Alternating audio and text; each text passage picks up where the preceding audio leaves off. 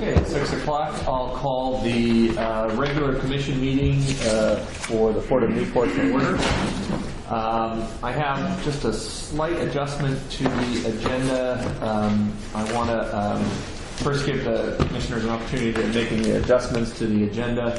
We'll have an initial public comment section, and then we'll jump into the discussion on the legislative activity, and then proceed with the rest of the agenda unless there's any changes. So at this point, do the commissioners have any changes to the agenda?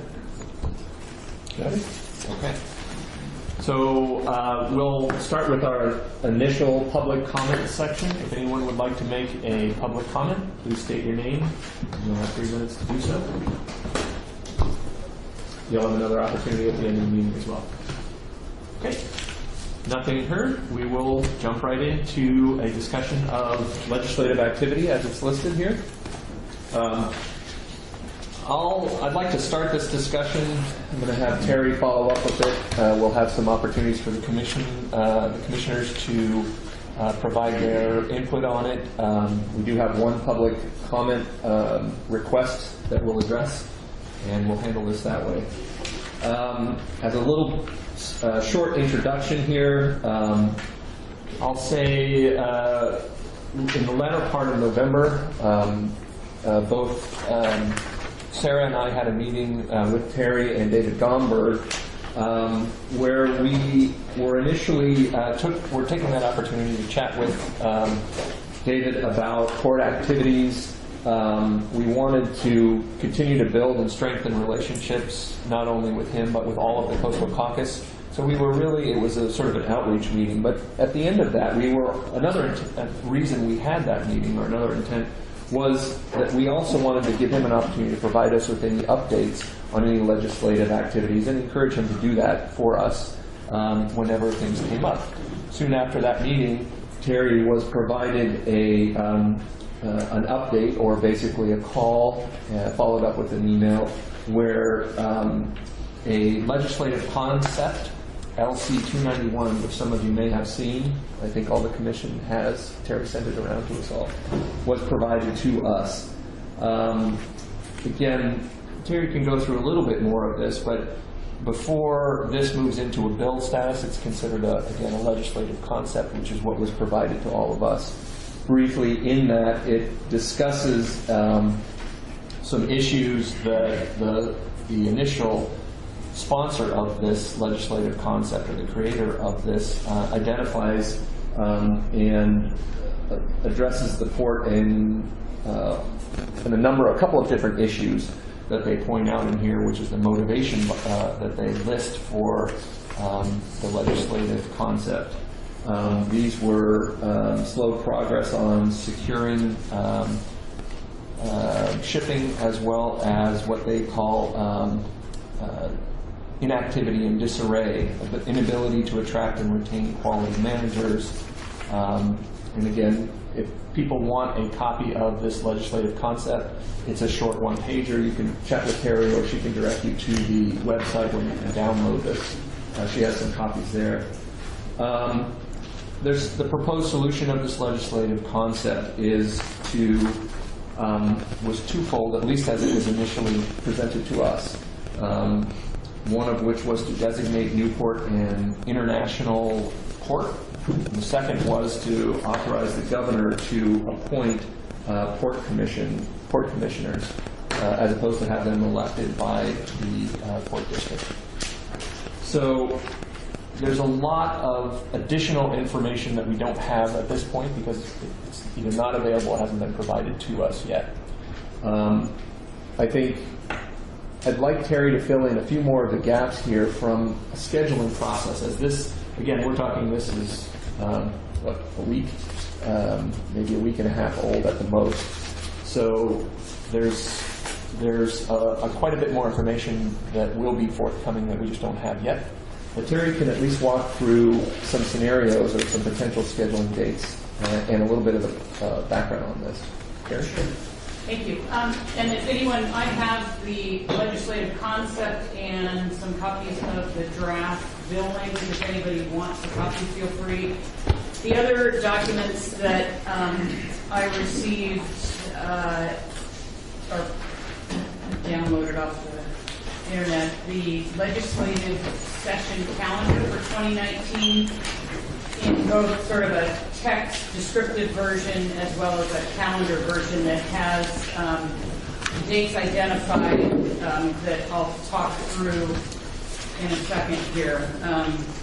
So I think some of the frustration, as Stuart alluded to, is just the fact that the session hasn't started yet. It doesn't start until January 22nd, and so there's a lot of uncertainty, and not being a person that spends a lot of time in the Capitol, I don't know all the ins and outs of that, and so I've been relying on David Gomberg, who's been very forthcoming as our representative and letting us know about the concept, and Mark Landauer, who is the Executive Director of Oregon Public Courts Association, and he's also the Government Affairs Officer for Special District Association of Oregon, and his job is to be in Salem and to know all this, and so he has sent me information, and we talked for quite a while on the phone, as I did with Representative Gomberg a couple times, and so I think at least I can shed some light on a few things that we were sort of guessing at, and there's still a lot of guessing going on, but just referring to sort of what we know to be factual at this point, which for me is important because the frustration of not understanding what's real is a frustration. So what we do know is that this legislative concept is still a concept. It has not been adopted as a formal bill. And this Friday, I understand there is one of the many deadlines for concepts to be presented to Legislative Council to be considered as a formal bill. And the group that will be submitted by this Friday are considered pre-session filings. And then there's another set of deadlines that January 18th is another deadline for bill drafts, and that's still pre-session because the session doesn't start until the 22nd. And then after the session convenes, there are another one or two opportunities, and depending on some formula, people have limitations of how many additional bills they can submit, or concepts to become bills, or be considered to become bills. So there's this sort of rolling aspect that's, again, another level of frustration. But I do know that the concepts that are considered pre-session that are due this Friday, we will know by January 14th, which is another week of, and what do they call that? Organizational and training days, January 14 to 17. We will know that week if our concept has become a bill. We will know what committee it has been assigned to, and during that week, there's also a process to assign chair, co-chair, and committee members based on who has been on that committee historically and who has been newly elected. And according to David, there's a desire to rotate the opportunity for chairing committees to rotate in newly elected folks to give them that experience. So we won't know where the bill is going to land in terms of the committee and who will be the committee until the week of January 14th. And then the session starts on the 22nd, as I mentioned. So let me see. The draft bill that we have in our hands is sponsored by Representative Greg Smith out of Hefner, and in his district, there's the Port of Morrow and the Port of Umatilla, which are big river shipping ports. They ship lots of grain, and the best that either Mark or Representative Gomberg could assume is that he was asked to sponsor this bill because of his experience with those successful ports in his district. Very different than the Port of Newport in lots of ways, but the port just the same. And We are currently trying to find a time when commissioners are available. The latest doodle poll we sent out is to try to find a time when you all are available and Representative Gomberg is available so we can have a work session to fully talk about the bill and the best opportunities for commissioners to reach out to committee members and other legislators, the Coastal Caucus members, and speak to them factually about what the court is engaged in, progress we're making, and voice your opinion about the bill. And so as soon as we get that scheduled, well, obviously that'll be a public meeting, and we'll notify folks of that. So I think that, I mean, there's lots of rumors and lots of assumptions about things that people hear other people talking about in Capitol during these organizing weeks, and I don't even think it's worth talking about until we know what's what. You know, I think it's important for us to deal with the facts as much as we can, because it will drive us nuts if we don't. I'm happy to answer any other questions. Terry, just real quick, could you speak to the idea that this is one bill? Are there opportunities for additional bills associated with this, or how would that might work? So there's two things. I meant to mention that there's one sponsor on this draft bill, and I was under the impression originally that you needed more than one sponsor to move a bill forward, and that's not true. So if I said that, I apologize. I've learned now that you can move a draft bill forward with only one sponsor. Oftentimes they have to, and I guess that was my assumption, so incorrect. The other thing about numbers of bills, and I might as well just say that has been a rumor that there is more than one bill that addresses the Port of Newport, and so there can be multiple bills. I would assume the language has to be a bit different, although there was some assumption that there's a bill in the House, which would be the bill that's proposed right now, or the draft bill, I don't want to keep saying draft bill, and that there's a draft bill being considered for the Senate. So could those look fairly similar? Perhaps. There's also the opportunity for a bill that might include another port. Again, just until we see the paper, it's hard to really speak to that. But sure, there definitely is a possibility there could be multiple bills. We just don't know. Yeah, it seems like the take-home of this is just that there's a lot more information to get. This is what we have right now. I would like to give each one of the commissioners an opportunity to ask questions of Terry, but also if you have any initial reactions to this information that we've just received. Can I start with you, Jeff? Sure. Any thoughts? I know this is, I don't know if it's premature speculation, but if something like this were to go through, could it be done to where the decision is made in Salem and there is no say on the part of the people of the Port District? Great question. In my conversation with David Gomberg, he said one of the things that he would urge the Commission to consider is there anything in the proposed bill that you could agree with, or that with an amendment or two you could agree with? And one of the amendment ideas that he presented was what happened in Coos Bay back in 1987 when there was a bill proposed to have the governor appoint commissioners there. There was an amendment put forward that before the governor would have the authority to do, or I'm not exactly sure on the language, but before that would happen, the bill would go to a vote of that Port District to either agree or disagree. And so those kinds of amendments are, and David said, I would be open to hearing from the Commission what kind of amendment they would like me to move forward.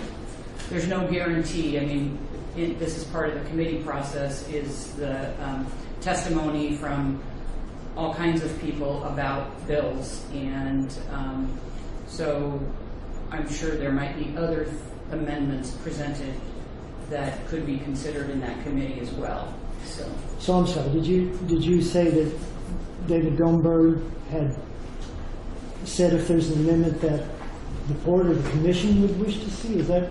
Yeah, if the commission says we could live with this bill if we could have an amendment that says XYZ, David would be willing to talk with you all about that, and if he felt that he could carry that forward and support that he would be willing to do that. And push forward an amendment to the bill. And push forward an amendment to the bill, correct.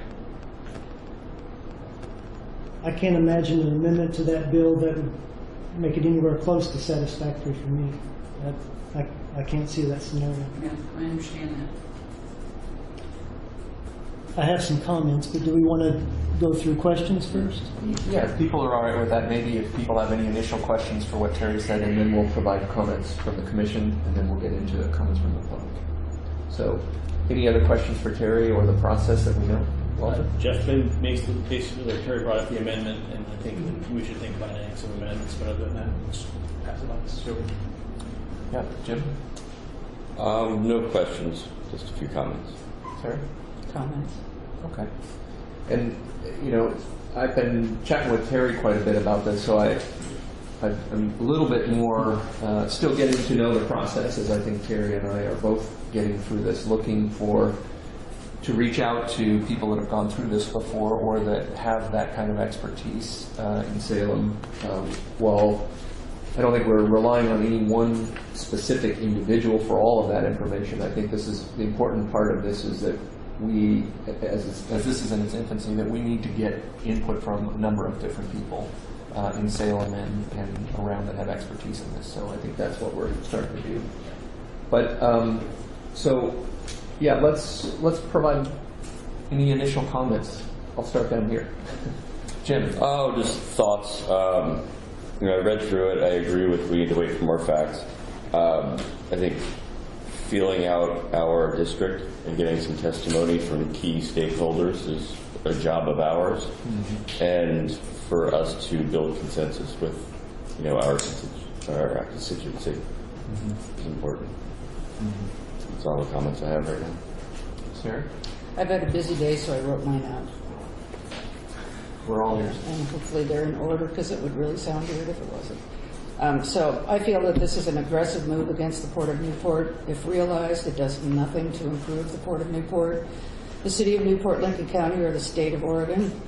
The current commission has been through a rough patch these last couple of years. We have overcome internal struggles of trust and dysfunction to realize that all 5 of us ran to be elected to the Port Commission for one reason and one reason only, to help make the port a better place. We are actually more diverse in our history and interactions in Newport than one might think. We have successfully hired an interim manager who has brought her skills to bear on many of the housekeeping and, more important, administrative skills to increase the efficiency of the staff and the commission already. We are all pulling in the same direction. We have made decisions together to move forward, including a plan to outreach to city, county, and state reps, and also to our customers and the district taxpayers, to keep them up to speed on port activity. We are working closely with Ronde's Inc. and their build-out at the McLean Point. We have a shovel-ready project to replace the Port Dock 5 pier, which is a main artery to all the businesses relying on access to their vessels. We have voted to hire a consulting firm to write a 5-year strategic business plan that includes a deep dive into maximizing the use of the terminals. And most importantly, the Commission is now doing its job, which is making policy. And it is unfortunate that this pending possible action from the state just increases the headwinds we face as we tackle the challenges at the Port of Newport. We will continue to put one foot in front of the other, irregardless. That is what the Port District taxpayers and customers expect. Are you going to enter that into the minute or to the? I'm going to ask. If you can read it. It's captured in our recording as well. So I'm going to take a license and go last. Walter? I think Right now, what we need to do is stand strong, put forth a good faith, provide information on what we have been doing and what we're going to do. And as Terry said, there's going to be a lot of things that are going to come up in this that we can't address now. That we might, if we jump into this right now, we might be jumping into something that we may not be able to see. So I think we need to start gathering the information that we need to provide and to present our story and to show what we're doing and where we're going. And as things come out, we can, as commissioners, go to Salem and come out and give our story. But I think if we would do the whole thing right now, it might be premature because we don't know what this bill's going to look like or what other ones might be addressing. So I think we should just be ready for it. Thanks, Walter. Yep, Jeff? So I agree with everything Sarah said, and I agree with Walter to tell the story of where we've been and where we're going. I agree with that wholeheartedly. I think that's very good. In the Port bylaws, it says that the commission represents the Port District constituents. One of the values of the Port, and under accountability, is that the Port serves as a steward of public resources. And I sort of see that as the foundation of sort of my job and how I approach and think about my role as a commissioner. Also, a centerpiece of how the Port does their work is the mission statement: build and maintain waterfront facilities and promote and support projects and programs in cooperation with other community organizations and businesses that will retain and create new jobs and increase community economic development. And I can only speak for myself, but I believe the other 4 commissioners feel the same way, and that is that we take that role seriously, and that's how we view through that lens the decisions that we make. And I feel there is a good story to tell about where we've been and where we're going. And as far as Port leadership, I look to the 4 individuals on my right as an excellent example of the leadership and dedication we have at the Port. Terry, Aaron, Martha, and Karen. They have the respect of the Port, the community, and I believe the commission. And there's good things happening, some good focus. There's challenges, to say the least, but find me a Port district and or a city that doesn't have those. Infrastructure, PERS, and everything else. So I like our personnel, I like our commission. We have a Port that is unique on the West Coast. When you look at the mix of what everything we have, it's amazing. We have things that nobody else has, whether it's NOAA, or distant water fleet, road, the science community. We're a hub of so many things, and we all feel that this is our community and we're working for the benefit of it. And we have great leadership, so that's all I have to say. Thank you for that. I'll echo, at least initially, my thoughts that I think there's a lot more information that needs to come out here. I agree, we need to be cohesive as a group in our thoughts on this and moving something forward. I will say that I genuinely don't feel that this type of legislation is in the best interest of the Port District or the citizens of Newport. And I don't feel that, certainly in light of our recent successes, I'll call them, or a lot of the positive things that we've done, and we're going to continue to have challenges. Maybe we're on an upswing. We'll have downswings just like any other one. But I don't believe removing the ability of the Port District constituents to select their commission is in the best interest of the Port District. I think moving forward here, I do see this as, if these bills move forward, I think focusing on looking to amend these bills to ensure at least an opportunity for the constituents of the Port District to vote on this, to ensure that they have a voice in this, is going to be key going forward, presuming that this bill does move forward, or this legislative concept does move forward. I think we as commissioners will have a responsibility and will play a role in attending meetings in Salem and with the constituents, again, of the port. It's going to be what I view as part of our responsibility as a commission.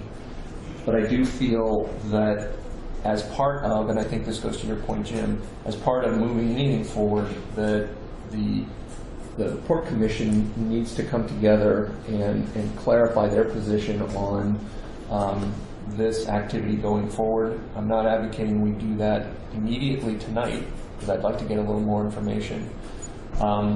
But I think that'll be the nucleus by which we'll solicit other support from all of the folks that we know we're going to be reaching out to, both at the city and the county and the state level, as well as certainly at the local level as well. I will say that I think our resolve here as a commission probably needs to be, I think the wording of how we word that is going to be important in this going forward. And I might suggest that to the commission that we might consider having the interim general manager begin or draft a concept resolution for the commission to review, at least, to so that we have some input also and make sure that our perspectives are included in this resolution, and perhaps have that ready for us, certainly to review prior to the next meeting, so that we can provide some input into that and openly discuss it at our next meeting, and possibly vote on that as a resolution, again, to clarify the Port Commission's position on all this. So I'll throw that as a suggestion. Anyone feel that that would be a good, bad, or indifferent direction, at least initially, for us to take? I'm seeing head nods. That's something we'd like to do before our next meeting, which is on the 22nd. Yeah, I think it'll be important for us to, if we can get a work session together where we have Representative Gomberg present, so that he can continue to fill us in on this process, will help also guide us in that resolution. So I would say initially, let's see if this is the direction we want to go, that Terry can provide us something for each of us to review and comment on prior to our next meeting, and we focus on voting on that in January, if that seems reasonable to the commission. I like Walter's statement of, we're just going to stand strong. Mm-hmm. And to articulate that properly is important. Jim, any other There's a lot of good facts to share. We've made progress, although it's been a short term, but we've been making some significant moves in the right directions, and just writing that up correctly, I think, is key. Good. Jeff, sound good? Walter? Yeah. So, Terry, I think you have at least that initial direction. And anyone have anything else before we move into the public comment section that we'd like to go? Right. Our January meeting is on the 22nd, and so that would be after all the concepts were in, and request deadline. So I don't know if we wouldn't be voting on something before the next meeting, but by the next one we would have all the information, as much information as we could, and then we can really address everything. Mm-hmm. Okay. I think that makes sense. Right. Anyone, anything else? We have one request for a public comment on this specific issue from Heather Mann from the New Charles Cooperative. Please. Thanks, Mr. Chairman, Commissioners. So I will echo a lot of what Terry said in terms of frustration about not knowing what's going on. David Gomberg presented the legislative concept to me early last week. We had spent the last week researching it, talking with folks. While there is a lot more information that needs to be gathered, I think you actually do have some facts in front of you which are deeply disturbing. They're insulting to the Port Commission, to you all. They're insulting to the Port staff, but mostly it's a slap in the face to the voters in the Port District. We also know that Congressman Representative Smith didn't come up with this on his own. The copy of the legislative concept that I have has the firm that submitted it, and the firm is a group that does work for the ILWU. So you have not a legislator in Eastern Oregon being pushed by the longshoremen to put a bill in place to have the state of Oregon take over the Port of Newport. That's a fact. I think that that's so insulting to you all. You have done so much work and done good work to get the port back on solid footing. The staff has worked tirelessly. You've become transparent, open, working with stakeholders, exploring all avenues for revenue development. This is actually a hindrance. If I'm a general manager and I see these types of things happening, I'm going to think, so instead of helping the Port of Newport, they're hurting the Port of Newport by moving these things forward.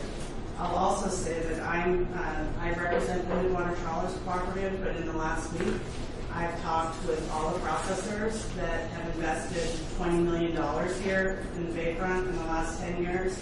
I've talked with recreational fishermen. I've talked with commercial fishermen at Port Dock 5. I've talked with bankers. I've talked informally with people at the county. I cannot find one person that would support this type of concept, even with amendments. I think amending the concept, that's a last case push. You might kill it before it gets anywhere. And that's what we're going to be doing.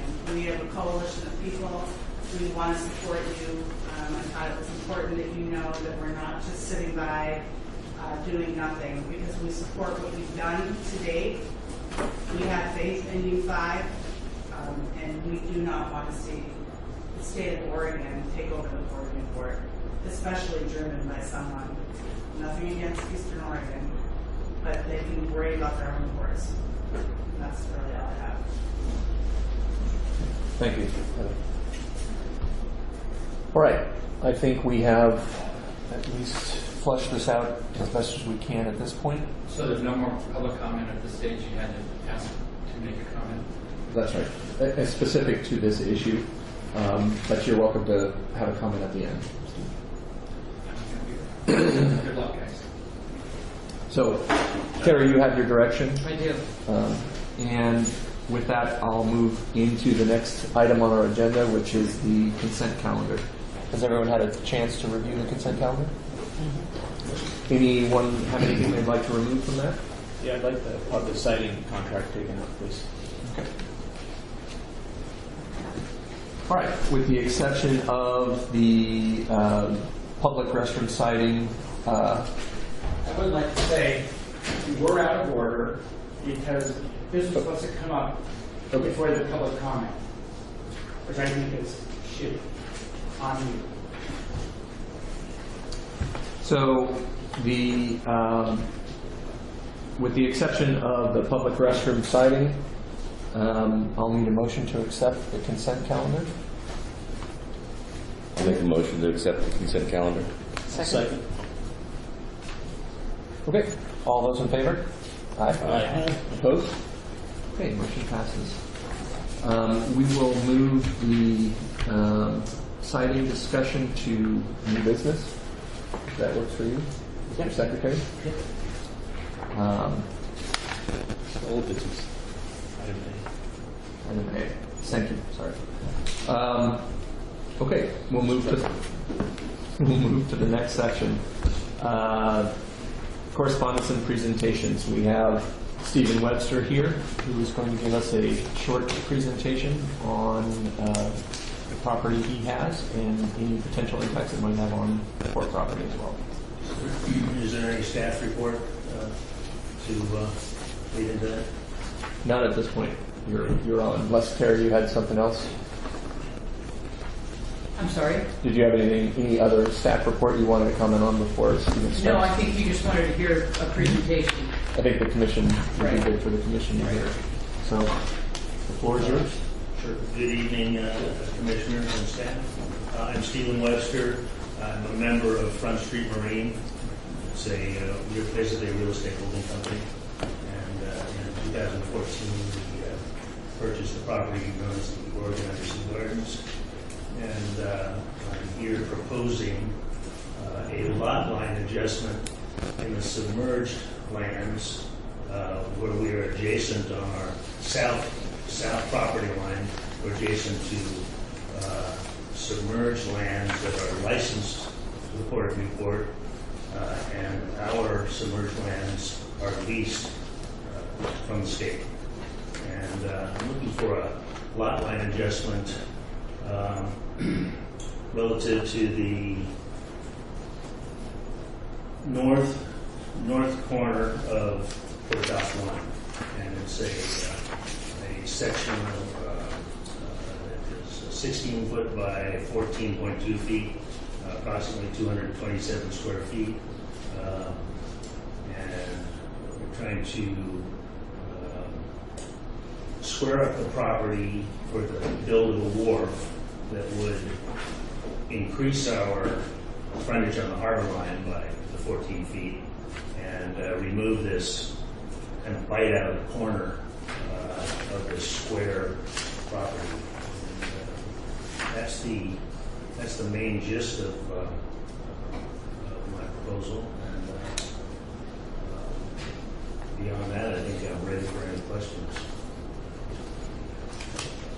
Any comments from, yeah, I should point out, you guys all have this map here, or a property diagram.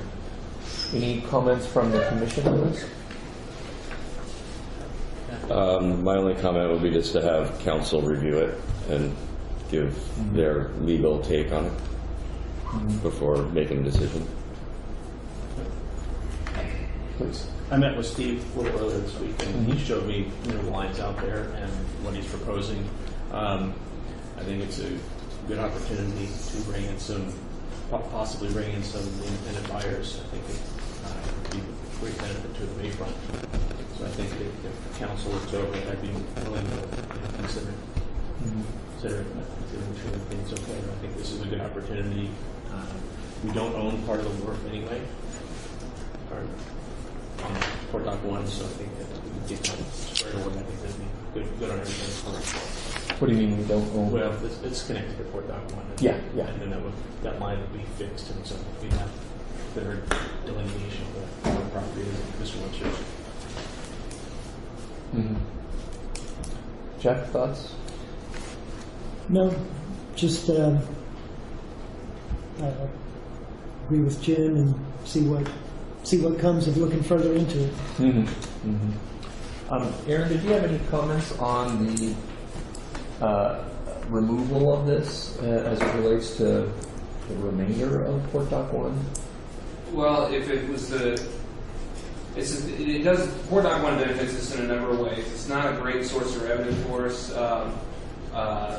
We don't have SS4 up there very often at all. But removal of the structure brings mitigation credits to us, and so it does benefit us in that way. So if we just pass it off, we would forego that opportunity of getting those mitigation credits potentially towards some other project in the future that we've got lined up. So that's just something to bear in mind.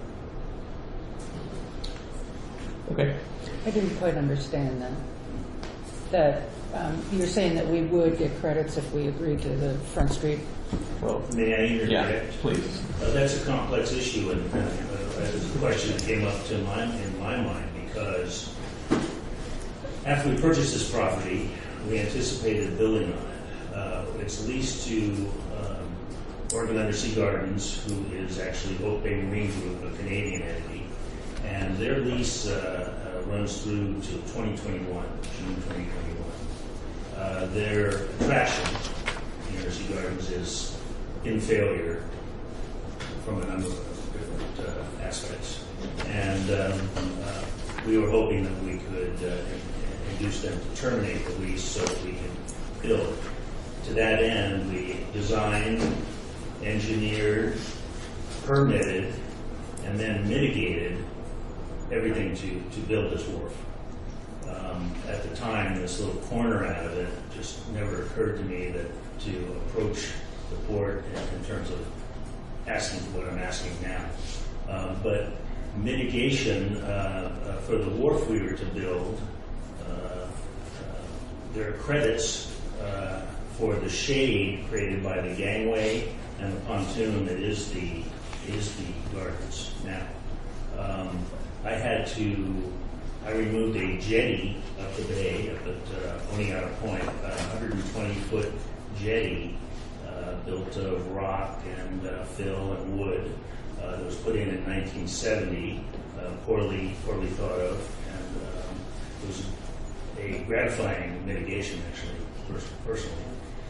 But that made up for the shade that was going to be created by the new wharf. Now, the shade, there is shade there. The shade is a National Marine Fisheries issue in the permitting process. The shade represented by this part of Port Dock 1 that would be removed, that is a mitigation credit to someone. And I have other potential mitigation credits that I could possibly submit myself, but Aaron's point that the mitigation available from that, the removal, meaning the fill removal, the pile that are actually in the ground, and the shade are important aspects. So is it clear who gets those credits? I mean, isn't that the issue? They're not. We don't 227 square feet is not a. It's a quantity, but it's not an amount. Sounds like a couple porta potties could go on there. A couple porta potties could go on there. It's an amount. Some of those parking spaces in Dock 5. But it is subtitled, and there's not much subtitle mitigation available. It's difficult to identify, and so any little bit that we could get would be very valuable to us. But it has to be tied. You have to, in order to get credit for it, I talked to DSL about this just this week. In order to get credit for it, it has to be part of the permitting process for a project that you've got going on. So we would need to, if we wanted to capitalize, you can't just get the mitigation credits as an account that sits there for you. You have to. There's a process where you have to apply for the permit. In that permit, you have to disclose that you're seeking credits for some project. And in some cases, you could overdo that project and you could retain those credits for a later use. But in order to get just the credits to begin with, you have to disclose it as part of the permitting process at the beginning for a project that you've got going on. Fair enough. About the only other concern I have is when we do remove this, and I did also catch up with Stephen a couple weeks ago now, is just maintaining the structural integrity of the remaining structure. Should we remove that sort of spur, if you will? Yes, please. I see in the agenda the Dock 5 approach is in this meeting. As just a comment, I'm surprised with the focus on the Dock 5 structure and gating it to prevent vehicular access the way it is. I'm surprised that the same evaluation isn't carried out on Port Dock 1 because it's of the same ilk, if not worse, just from a liability standpoint, operational liabilities. You say like truck shouldn't be driving on it. It's had it. Well, I'm not the one to make that judgment, Yeah. but if you're going to look at the approach there at 5, the same really applies for that. As a pedestrian thoroughfare, it's a different standard because it's a very aged structure that at low water, I can see Torito infestations that have hollowed out structural pile in the same way that I see in the photos attached to this agenda are cited at Dock 5.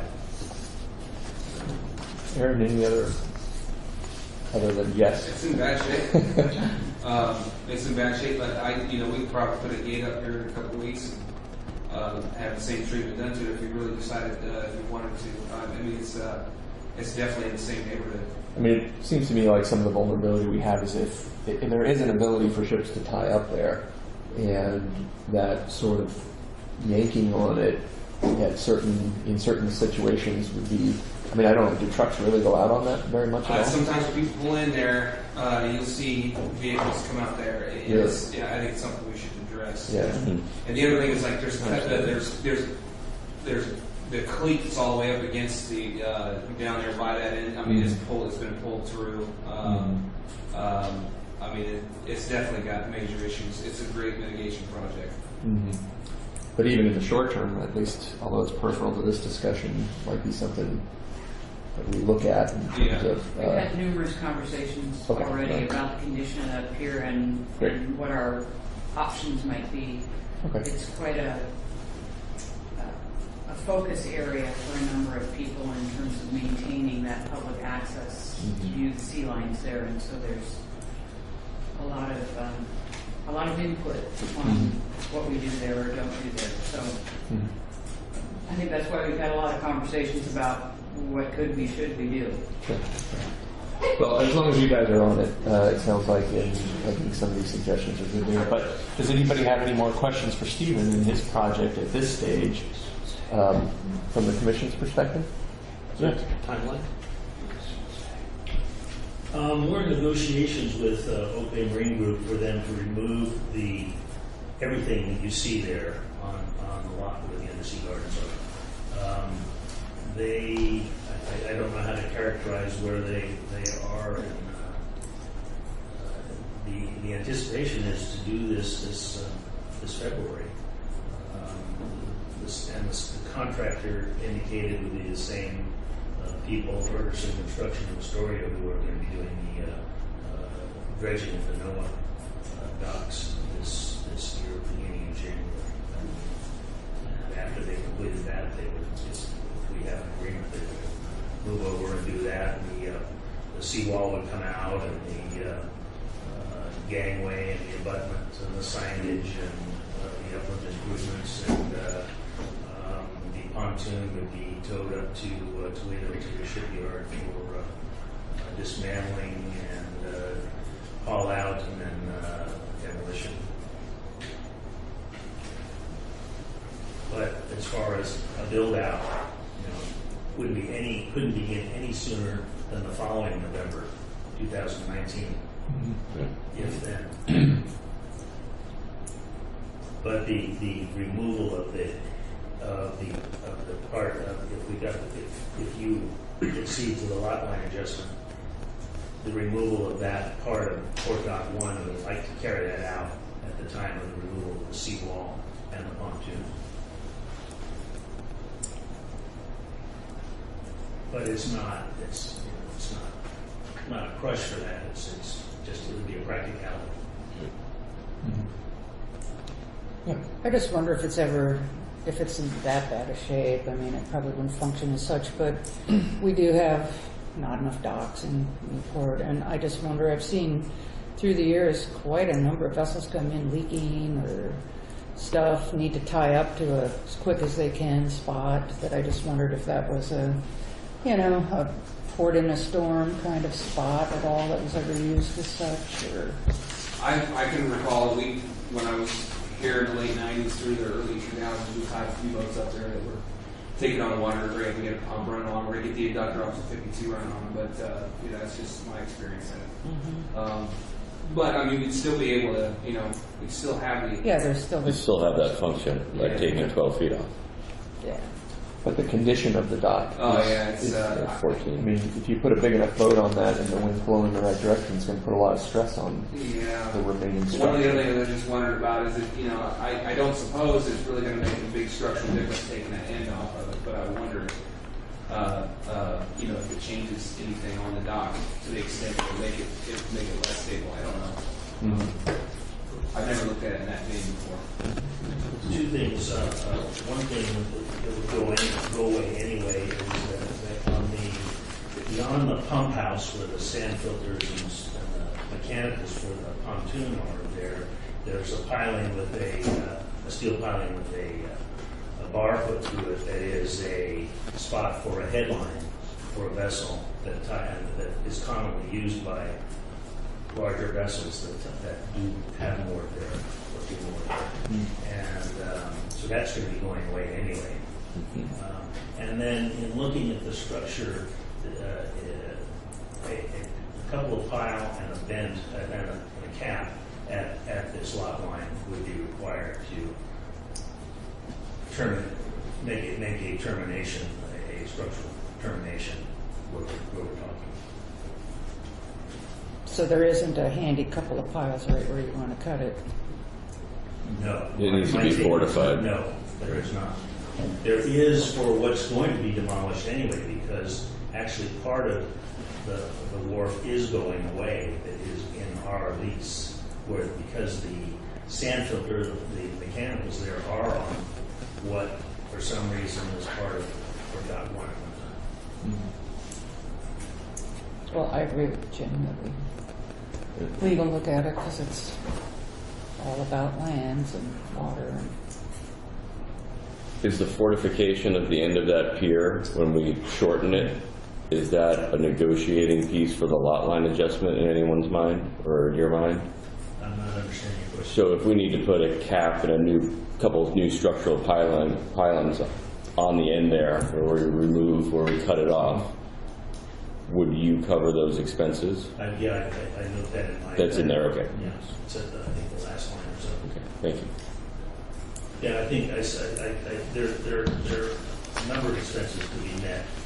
To go ahead with it,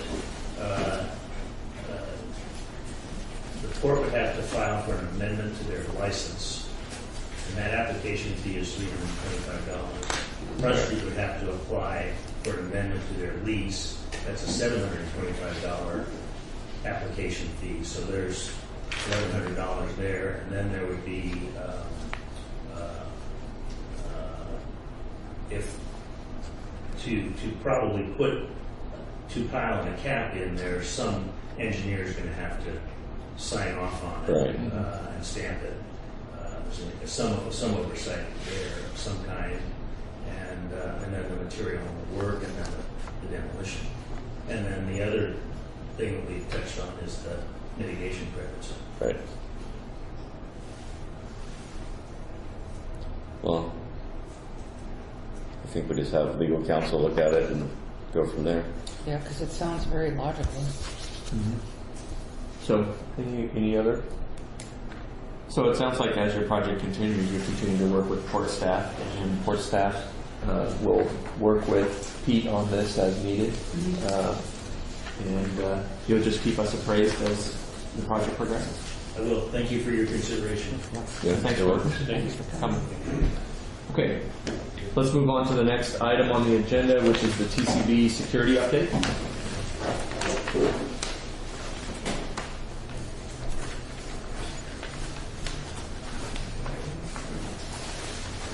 Commissioner, my name is Matt Frank. I'm the Director of Operations for TCB Security. I've been with the company for about 4 years now, and I've been in security for about 10. I've got a presentation for you today that just kind of goes over the history that TCB has had with the port and some things that will be coming up. Just still have to hold it.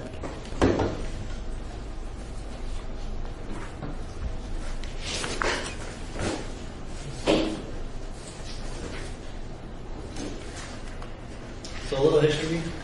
In October of 2010, TCB was contracted by the Port of Newport to provide security services, RV park inventories, and nightly boat inventory.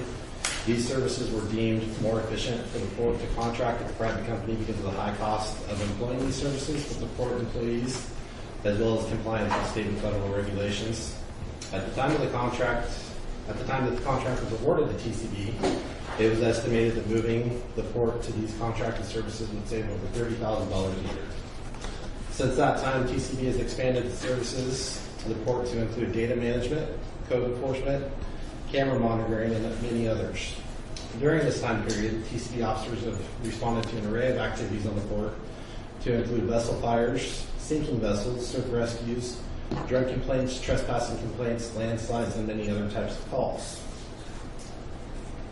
Services TCB currently provides the Port of Newport: general patrol of the property, we do nightly RV park inventories, nightly boat inventory of the commercial docks, code enforcement, citation management, emergency drill participation out at the international drill, or at the international terminal. We do monthly analytical reporting, trespass management, electronic MLA storage, which is all the mortgage license agreements that come in for the vessels. We electronically store those. We have 24/7 dispatch services, daytime emergency response, and surveillance camera monitoring. 2018, I pulled these statistics last week. As of last week, we have patrolled 3,953 times. That's north, south, international. 855 RV park patrols. We've done 349 boat inventories. We've made 237 contacts with people on the port. 220 foot patrols. We've discovered 26 open doors. We've had 14 vandalism calls. We've found 105 suspicious vehicles. We've participated in 7 agency assists, 7 trespass calls, 167 citations. We've responded to 50 boat-related calls. We've logged 66 case reports, and we've had 18 suspicious circumstances. The technology we use on the port. In years past, the port has provided ticket books to TCB for the purpose of enforcing port facility codes. The ticket books have been customized and printed on costly carbon paper. In 2018, TCB purchased Bluetooth printers and software that enables us to write all PFC violations electronically. This saves the port the cost of ordering the custom ticket books and enables us to change the fee schedule with the simple click of a mouse. UHF PTT radio system. This year TCB has purchased all new radios for a new UHF radio system. We are also integrating push-to-talk technology that will allow us to use a mobile app to communicate on a traditional radio network. This will allow all of our command staff to communicate with officers from anywhere in the world through a mobile data or internet connection. This system will also allow local emergency managers to tie into this network in the event of a major emergency.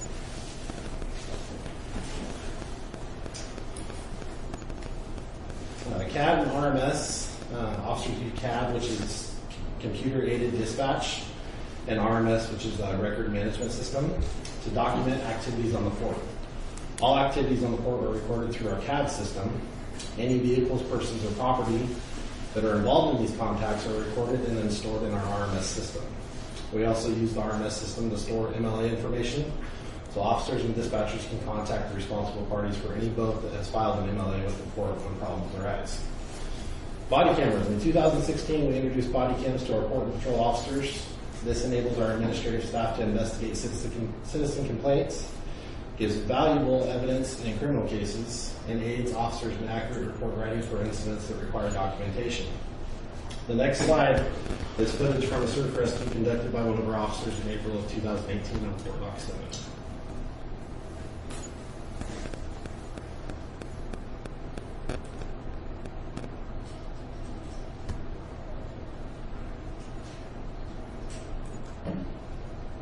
It'll play.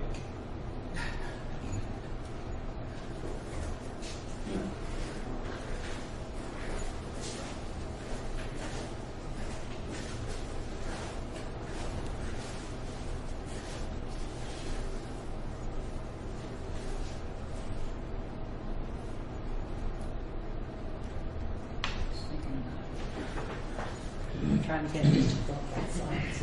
Yeah.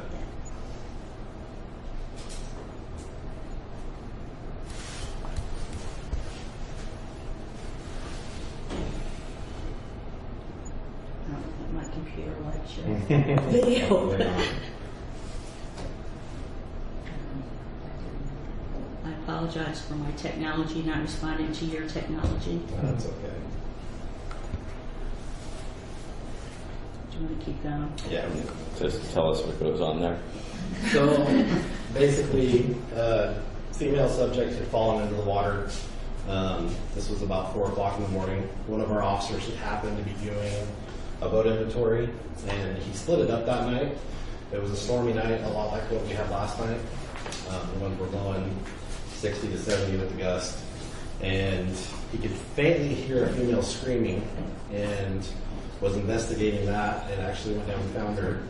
right by one of the boats. She'd been in the water for, we think, about 5 or 6 minutes by the time we got to her. And this is out on the southern finger of Port Dock 7. So it's very narrow and can get very slippery out there.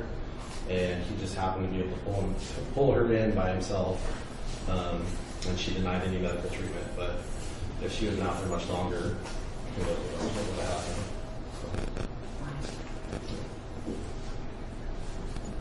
I don't know if it'll go to the next slide or not. But we didn't ask them. It's just so.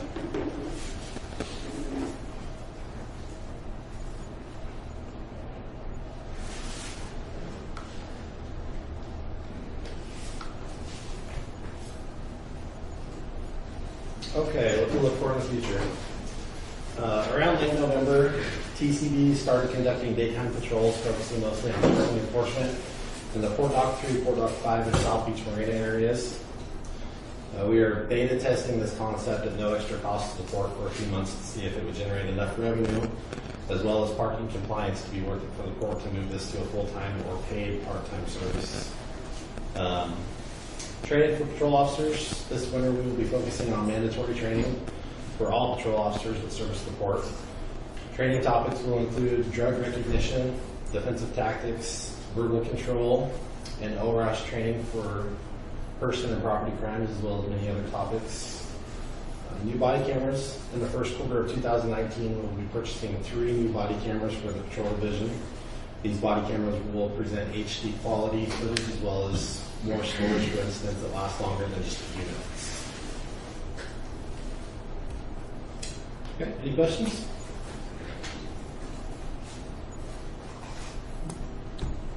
I have a question for Terry or Aaron. What's our annual expense for this? I couldn't say it right off the top of my head. Do you know what ballpark mark? The annual. Yeah. Yeah. It's about 6,000. Somewhere around there. It started right around 5. I don't think we've increased too terribly much. Do we get any kind of a break on our insurance having an outside group doing all of this?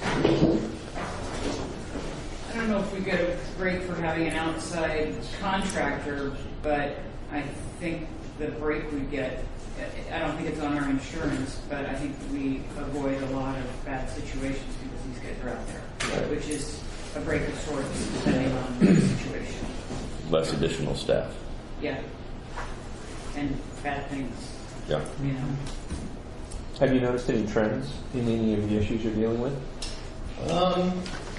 For the longest time, canning was a huge issue. What was? Canning on the port, collecting the cans for the deposits. People going through dumpsters, that was a huge issue. And it's not just the fact that they're coming onto the property and taking the cans. They make a huge mess when they go through these dumpsters and scatter trash everywhere. It brings an element to the port that we didn't really want to deal with. We didn't want to see. And so we really kind of spearheaded that. We get the drug users in the parking lot once in a while, but I think now we kind of put our foot down and people know if you're in the parking lot doing something you're not supposed to, or anywhere on port property, we're going to stop and talk to you. And I think that word is spread enough that they know that we're not messing around. Great. Anyone have anything else on that? Good. Yeah. Okay, thank you, Matt. Appreciate it. All right, we'll move into the old business here. Items removed from consent calendar, public restrooms siding. Walter, your suggestion? Yeah. Please, go ahead. So basically, I just wanted to point out we've got this is unbudgeted. We've got Port Dock 5 that we're going to be looking at for getting funds and just and also the cost for the seawall. We didn't budget for these funds, so I just want to make sure that we're aware of that and that we're cognizant that we're spending some money that wasn't budgeted this year. We've got a lot of big bills coming up in the next 2 years, so just that was all. And Walter, or I'm sorry, Aaron, do you want to speak to the urgency of this? How bad is bad? I ended up, it's, this is all, this cedar siding is failing. I mean, it's, I'm sure that once we start pulling off, we're gonna find some issues with the sheeting underneath. I brought it up though because Rogue brought it to our attention. It was at the end of our budget cycle this year, right as we were wrapping up approval of the budget. So they raised it to our attention and politely pointed out that in our lease, you know, we were responsible for the upkeep of this stuff, and they were concerned about it because it's a retail space. You know, they rely on the looks a lot, and it's in pretty bad shape. The pictures here don't quite do it justice, but it is one of these things that. Well, you know, it'll get more expensive the longer we wait, too. That's something else to bear in mind. So. Okay, I mean, because this was removed from our consent calendar, and given the amount of dollars we're talking about here, eventually we will need a motion. Yeah, so I just say that this has been brought up before. This is the first time it's been brought up, so I'm just saying that we do need to address this. Mm-hmm. I'm just bringing up for the budgetary implications. Absolutely. So that I'll make a move that we approve the contract, replace the siding on the House of Spirits building, not to exceed $20,000. Is there a second? Second. Is there a second? Any more discussion? I'd just like to say that we're lucky that Ron Trevelyan lives in our county. Duly noted. All right. If there's no other discussions, we'll have a vote on this issue. All in favor of Walter's motion? Aye. Aye. Opposed? Okay, motion passes. Thank you. We'll move into pay equity. Terry, I think this is your topic. Favorite topic, especially now that we're nearing the end of this project. So, the Oregon Pay Equity Act was voted into law in 2017, and this applies to all employers except for the federal government, and it requires employers to ensure that employees that are working and performing in sort of the same groupings within a business, let's say all the maintenance workers doing similar work, that they're all compensated equitably with a series of exemptions that you can use. And one of the exemptions that we looked at is the seniority system, because we do have people who have been employed at the port for long periods of time, and we found they're making less than folks that have been newly hired, and some of that is a function of how the port has managed its compensation schedule over time, and some of that is a function of managers making decisions upon hiring employees to pay at different rates. Let's say instead of step 1 entry-level rate, to pay someone at step 2 or 3, and so we've had some inequities that have existed for years. The bill is intended to level that out so that those inequities don't exist, and there's a series of evaluations. We had our job information questionnaires completed by the staff run through these evaluation processes with a consultant. We hired HR Answers through Special Districts of Oregon. They had done a large master contract, and so we were able to jump onto that contract at a discounted rate. And so we had a consultant assigned to work with staff on developing these job information questionnaires, which were then used to evaluate comparable skills, knowledge, work environments, effort, and really define the groupings that were comparable, which ended up being our groupings like accounting technicians, maintenance workers, harbor masters. Those were our 3 main groups. Most of our other positions, we either have one employee filling those positions, so there's no other comparable position in that same group, or they're dissimilar enough that they, through the evaluation process, did not did not create another group. So we ended up evaluating 3 groups, as I mentioned: the harbor masters, the maintenance 2 workers, and accounting staff, accounting 2 on the staff. And we did a compensation analysis, as you know, and again assisted by and actually directed by a senior consultant from HR Answers. And we looked at total compensation, we looked at years of service, we looked at benefit packages, we looked at paid time off accumulation, and we used that to evaluate whether or not there was equity within those groups. And we found that in 2 of the groups there was a problem with equity with some of the employees.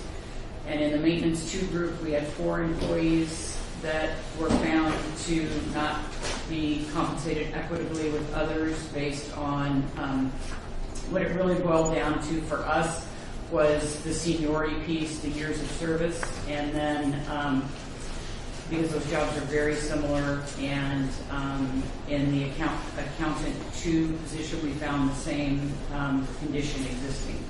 So I did not include all the detail of the analysis of each of the job information questionnaires. Number one, there's lots and lots of paper, and it's very personal information about employees, and that information, obviously, those are public documents. They can be viewed in the office. I just thought it was more appropriate to have a higher level summary here. So if any of the commissioners are interested in learning more about how we arrived at these decisions through the evaluation process, I'm more than happy to make that available and walk you through all that. So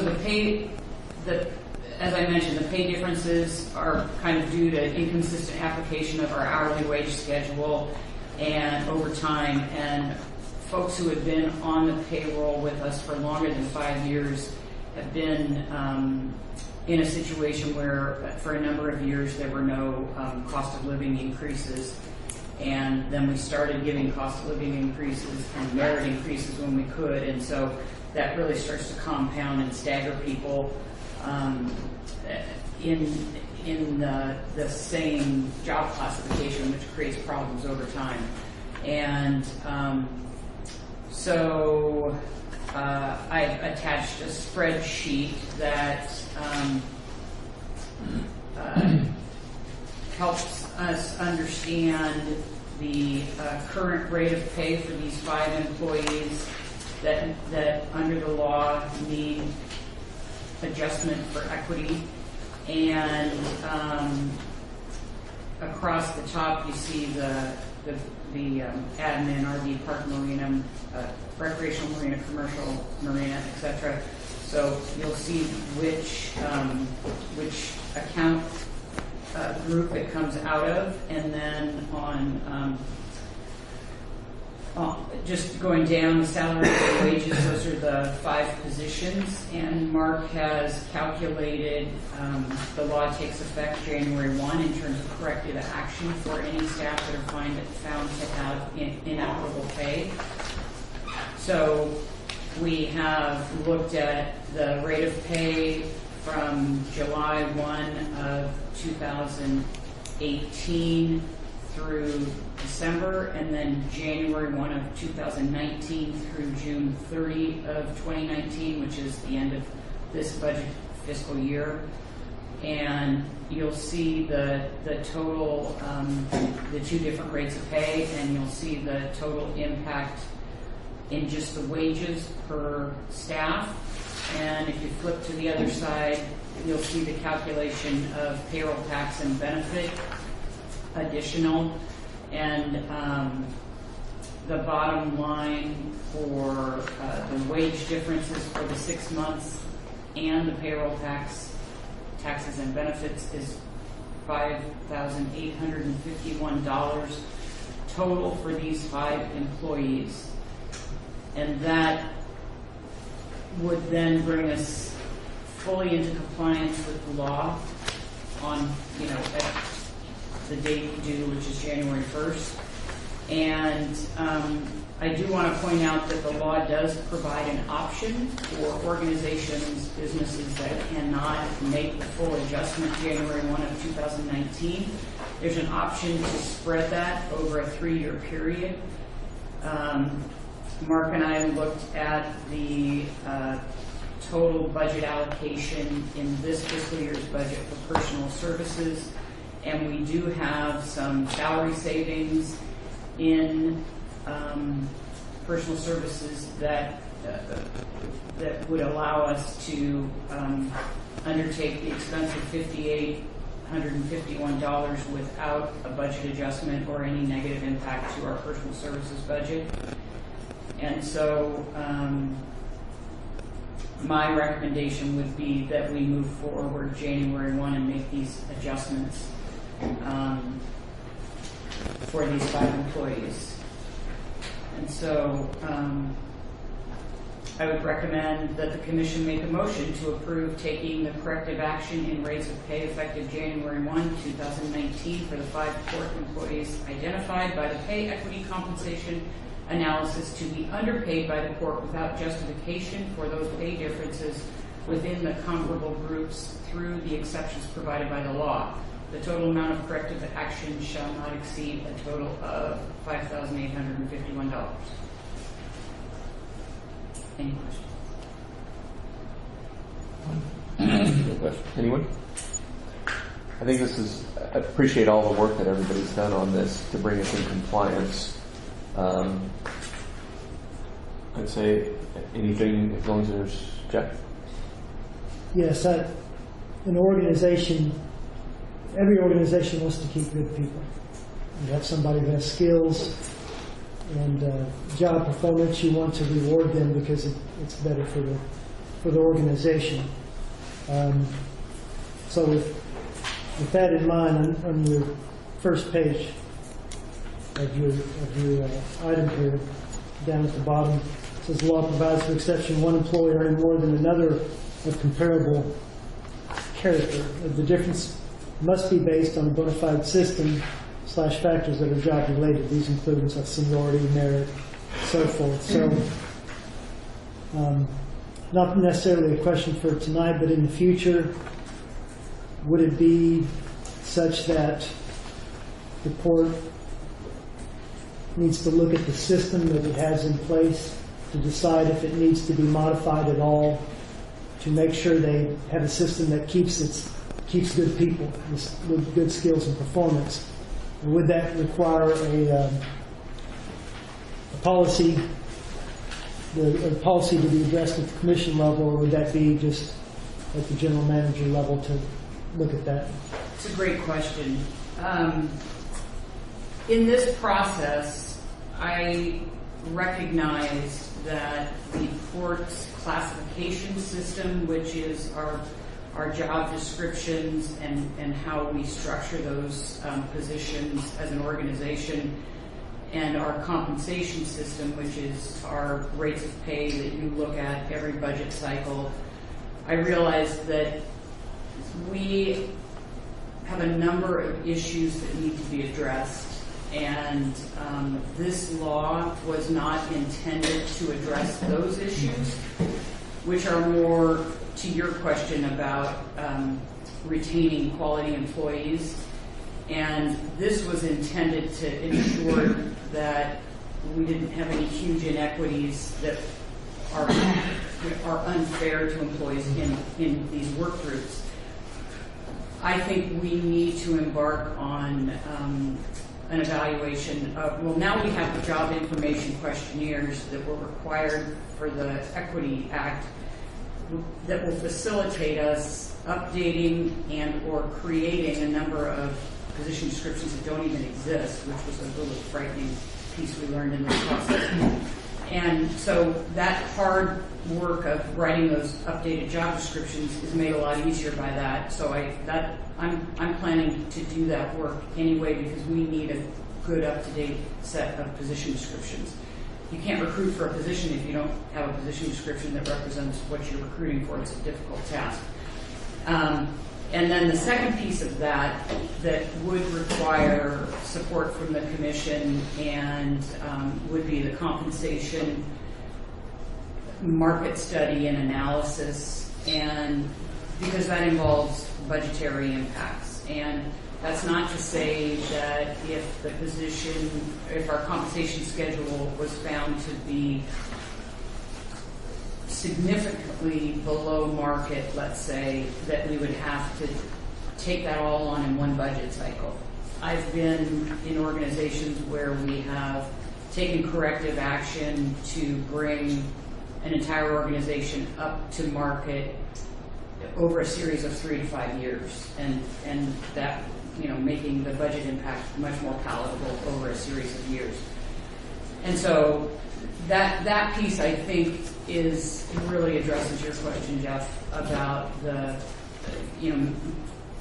maintaining and retaining a quality workforce. And I think the other piece of that is some of the other work that we've been engaged in, which is updating our personnel manual and some of our policies around items in the personnel manual, and our employee evaluation program, and coaching employees, and just the whole body of how you manage your human resources, which is the most valuable resource we have, and of course also the most expensive resource we have. And so how we manage staff from recruitment to onboarding to training and helping people excel in their positions and hopefully work up in the organization and take on additional responsibilities and new positions is so key to any organization. And it's an area that takes a lot of focused time, and we haven't had a lot of focused time to spend on it. So we have work we need to do, and we're doing some very basic things right now. And we're not really moving that ball forward as I'd like to see it, but I think over time, if we keep progressing, and SDAO hired a full-time human resources person that we now can call and use her as a resource, and there's no charge for that. And when we get more in depth, we can use contractors that they have contracts with at a discount. And so I think we just have to keep moving forward in that direction. But there's a lot of work to be done there. Thank you. Thanks for the question. Yeah, I think it's important to note that this is pay equity versus classification and compensation. Right. Two different things. Right. Okay, any more questions for Terry? We will, I guess we need a motion to accept the motion that was read. Go ahead. I make a motion to approve taking the corrective action and rates of pay effective January 1st, 2019 for the 5 port employees identified by the pay equity compensation analysis to be underpaid by the port without justification for those pay differences within comparable groups through the exceptions provided by the law. The total amount of corrective action shall not exceed a total of $5,851. Second. Okay, the motion's been made and seconded. Any other comments? Okay, all those in favor? Aye. Opposed? Okay, motion passes. Thanks, Terry. Thank you. Let's move on to the road seawall condition assessment. Aaron, I think this one's yours. All right. On the right page here. Oh, I'm sorry, I jumped ahead. My bad. Port Doc 5 grant requests. Also yours. All right. So as I mentioned previously, we identified the Economic Development Administration's Public Works and Economic Adjustment Assistance Program as a potential funding source for half of the Port Doc 5 pier project. It's a shovel-ready project, as we know, but it fits the criteria pretty neatly. And I've got good feedback from both the EDA and Cascades West about the potential for the project to meet all of the requirements for the funding. So what I've learned is that I've got some invaluable experience for this whole thing. There's 2 ways to submit for this particular grant. You do a application, or you can do an entire construction project. And then there's a couple others in between, but those are the two that apply to us here. So basically, most people don't do the entire construction request all at once because it requires you to make some, you have to do some more work to get there. There's a lot more detail required, and there's some analysis that's required for to ensure that we meet all the NEPA requirements that the agency has, and a couple other things engineering-wise that they want to know about. So a lot of people will just sort of put the concept out there in a pre-application and try to get that approved, and then if they get that approved, they'll go through the rest of the work to get it done.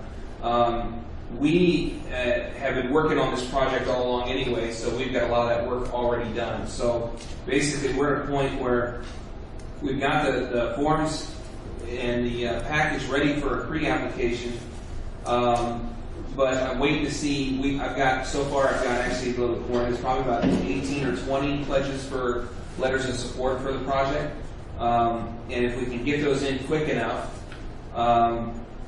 we could go ahead and do the pre-application. It doesn't hurt us any. It doesn't change the situation any. It just gets the ball rolling a little bit sooner.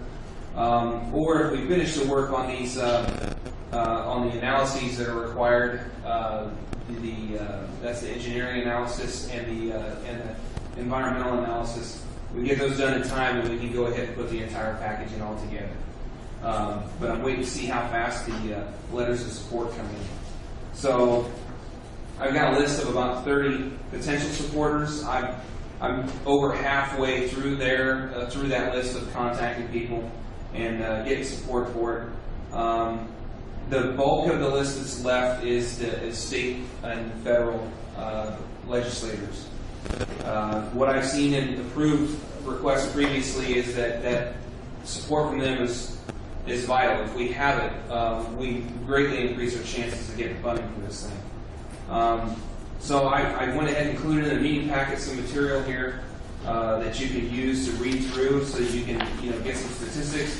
It also lines some facts up. The basic idea that I wanted to put forth, and most of it are the three main points for me are that the businesses that exist in Fort Dodge 5 are a vital component to the regional and state economy. One of the most compelling statistics that I've seen is in here, but county data shows that commercial fishing is accounted for over about the last decade 50 to 54% of personal income in the county. So it's really important to the overall economic state of the county.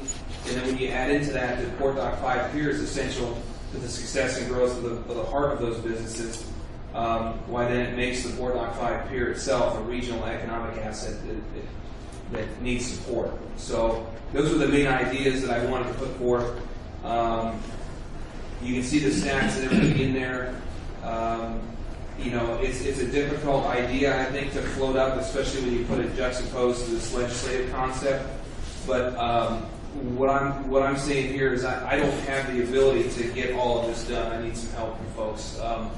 And so I don't think we can shy away from this project as something that we need to get done, because I don't think that anybody's, there's a lot of people that disagree on various issues up here that are pushing this legislative concept, but I don't think anybody disagrees that pier down there is extremely important and it's in really bad shape. So as difficult as conversation might be, I think we got to put it out there and continue to ask for support for the project. One of the things that I saw in a couple of approved grant requests that I thought was compelling was that requesters had some sort of resolution or some sort of language that was passed by their legislative body that says, we are committed to this project.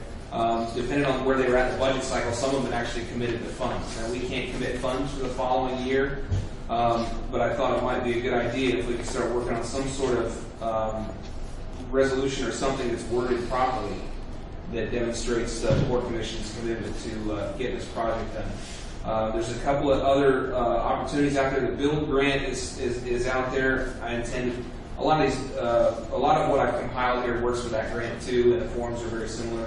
So I'm going to submit for that one when it opens up in the springtime here. We've also put everything into the Oregon Public Ports Association so that they can identify this on their list of projects that are shovel ready. In the grand scheme of things, $2.4 million compared to what some other folks have going on is not a huge lift. So that's one thing that we have going for us. So it would, like I said, I think it would help our case if we're able to commit somehow or another to being able to back up the matching funds, but we won't know if we're going to get that build grant until later on in the year. And obviously we have to wait and see if the state can do anything. So that is about where I'm at on the grant request for this project. I'd be happy to answer any questions you might have. Yes. Would there be any chance in hell that it would be ready for in-water work next year? Yes. Yeah, it definitely will be. Yeah. The only thing we've got I mean, left, we're ready, but and permitting and such. the permitting's already in place. We got Do the you think permits. these grants would move that quickly? Yes. This particular grant right here, this EDA grant, they can turn it around in 3 months or so. And I've talked a lot with Cascade West about it. They advise the EDA on what projects they think they should fund. Mm-hmm. That's kind of what they get paid to do by the EDA. And I haven't had anybody push back at me yet on it. The only concern that I've got is I know the EDA funds a lot of disaster response stuff. This has been a rough year around the country for disaster response. But I mean, as far as it being a shovel-ready project that meets the criteria, I think the weakest point that we have is we fell just outside the economic distress criteria that they set. Although we fit a couple of other requirements that they have, but it would be a bit more compelling if we were like a 0.5% less in a couple of categories. Yeah, right. Can we round down? Well, He tried, trust me. in the forms, I put it right out there. I just said, we don't meet it, but look, we're right on the edge. And then when you add that up with a couple of these other factors, well, then we ought to be a good candidate, I think. But in any case, Yeah. So you said that we were just below, it's a pretty small ask for the EDA, or? as far as the overall funding for the grant, Yeah. I think you have a potential of $2 million. So as far as this grant goes, it's up there a little ways. Mm-hmm. What I was saying was, as far as the state legislature goes, it's not a huge project for them. So. And are you looking to do this 100% grant, or are you thinking that we're going to have to put up some funds also? This will be a 50% fund match. If we get the build grant, we can use the two, I believe. I still got to do some more work on that, but because they're both federal. Right. Boy, if we can get some support from anywhere else. Fully grant funded. Yeah. Oh no, that's Right. always better. Yeah, always better. Any other thoughts for? Sure. I just forgot my thought. We can come back to Jim. Well, the next step for us is to draft a resolution Right, in that was support. my thought. That's right? why we sit together. Thank you. Yeah, That's I don't know what- what the wording would look like. You can't commit the funds until you go through the budget process. Right. But there's not an something- urgency in this. It's not like it has to be done today. No. But it would, because I wanted to be able to attach that to the grant package. Mm-hmm. So, if we can get it done this month or within a couple of weeks, that would be ideal. But like I said, I don't want to put this thing in until we've got a good, robust stack of support letters either. So Is we're it kind of waiting something on we that. could piggyback on our other work session with another resolution? Yeah, definitely. Is that something that Terry would take a stab at drafting? We'll work on that. Yeah. And I go into Terry's office like Yeah, 3 times that's a a day and bugger about talking to the. That's in the morning. So Yeah. if we're gonna have David Gomberg out, I mean, That's him. yeah, I mean, we really this pier is so important, and especially you look at it from the standpoint of it being the spine that feeds that network of docks on Fort Dock 5. That's where our water comes out, fire water, potable water.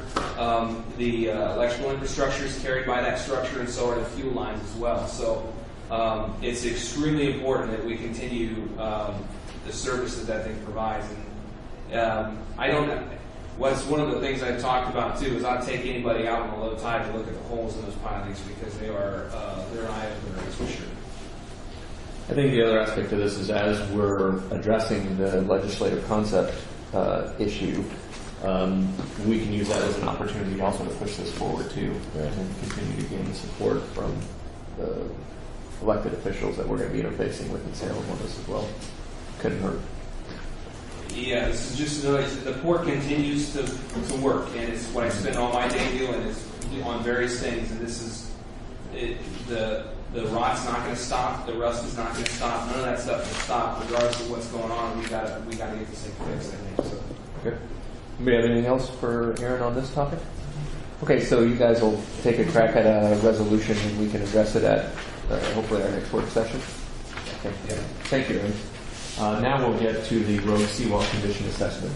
So we've got the condition assessment back from Berger Abam on the state of the seawall. It's all here. The main focus and concern of this particular study turned out to be the steel soldier piles.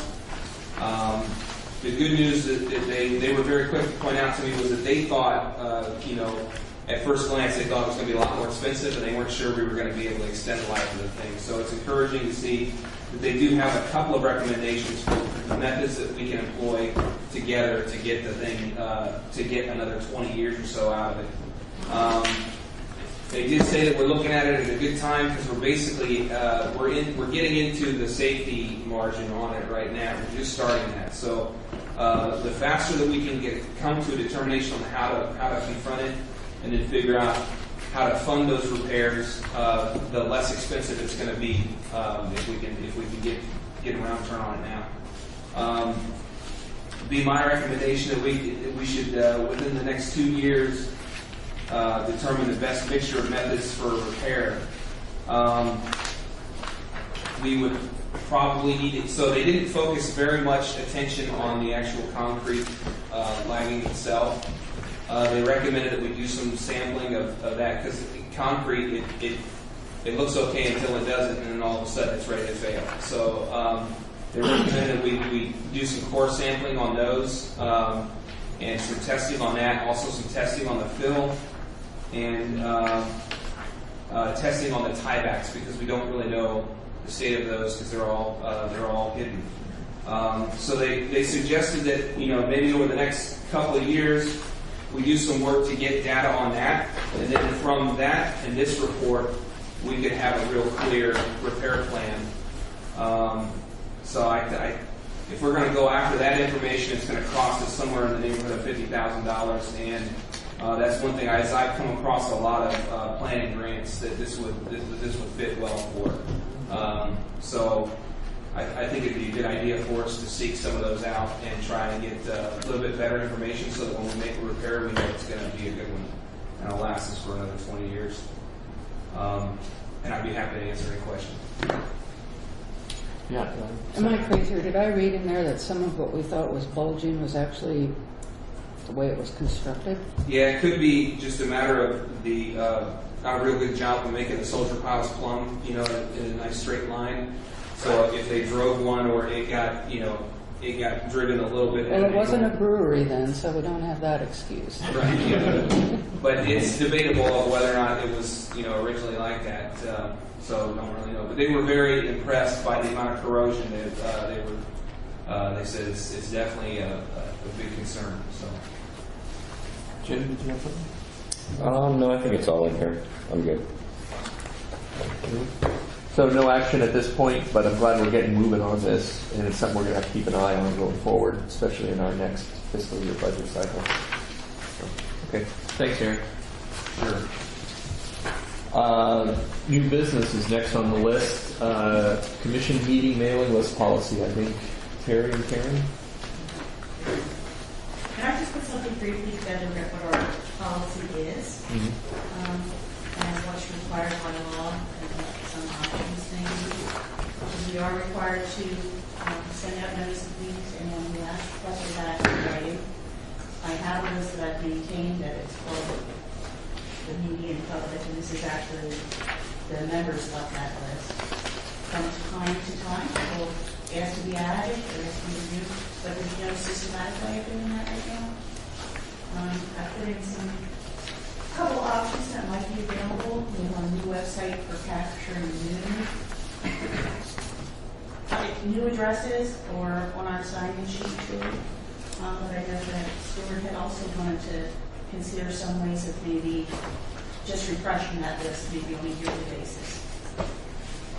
Correct? Yeah, I'm into that, and I've been part of a lot of lists, and usually once a year, there'll be a generic email that'll come out and say, hey, if you still want to be, let us know if you still want to be, if you don't want to be a part of this. Otherwise, it just stays consistent.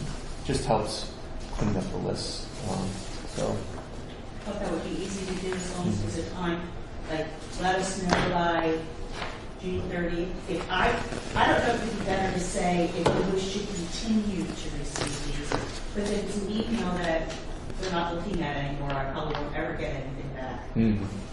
So to me, it may be better to say, we're doing this once a year. If you'd like to continue to receive our emails, please reply yes. If you don't, reply no. If I don't hear from you within 30 days, then you will be.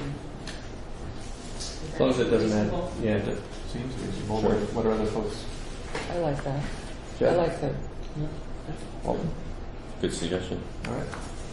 Sounds like you have what you need going forward? Yes. Awesome. And the new website, sounds like it will address people being added to the list very easily as well. So nice job on that too. Okay. Let's keep moving on here. Staff reports are next. Mark. The monthly financial statements and tax paid reports are not in the meeting packet. That's due in part to scheduled vacations and some illnesses with staff, and in bigger part due to the fact that this meeting will move up a week. So we just don't have things finished quite yet. However, I will email those reports out to you no later than the Friday after Christmas. It could even be at the end of this week, depending on how the week plays out. In the next week, you should have those. Coming up, there's some large debt service payments, large cash disbursements. The first two are due at the end of this month for two of our GO bonds. Those are paid from the bonded debt fund, property tax revenue. Each of these bonds usually has 2 annual payments. For those first 2 GO bonds, these are the first payments of this fiscal year. The second, due January 31st, is for the NOAA Lease Revenue Fund. And it's appropriated from the NOAA Lease Revenue, and this represents the second payment this fiscal year.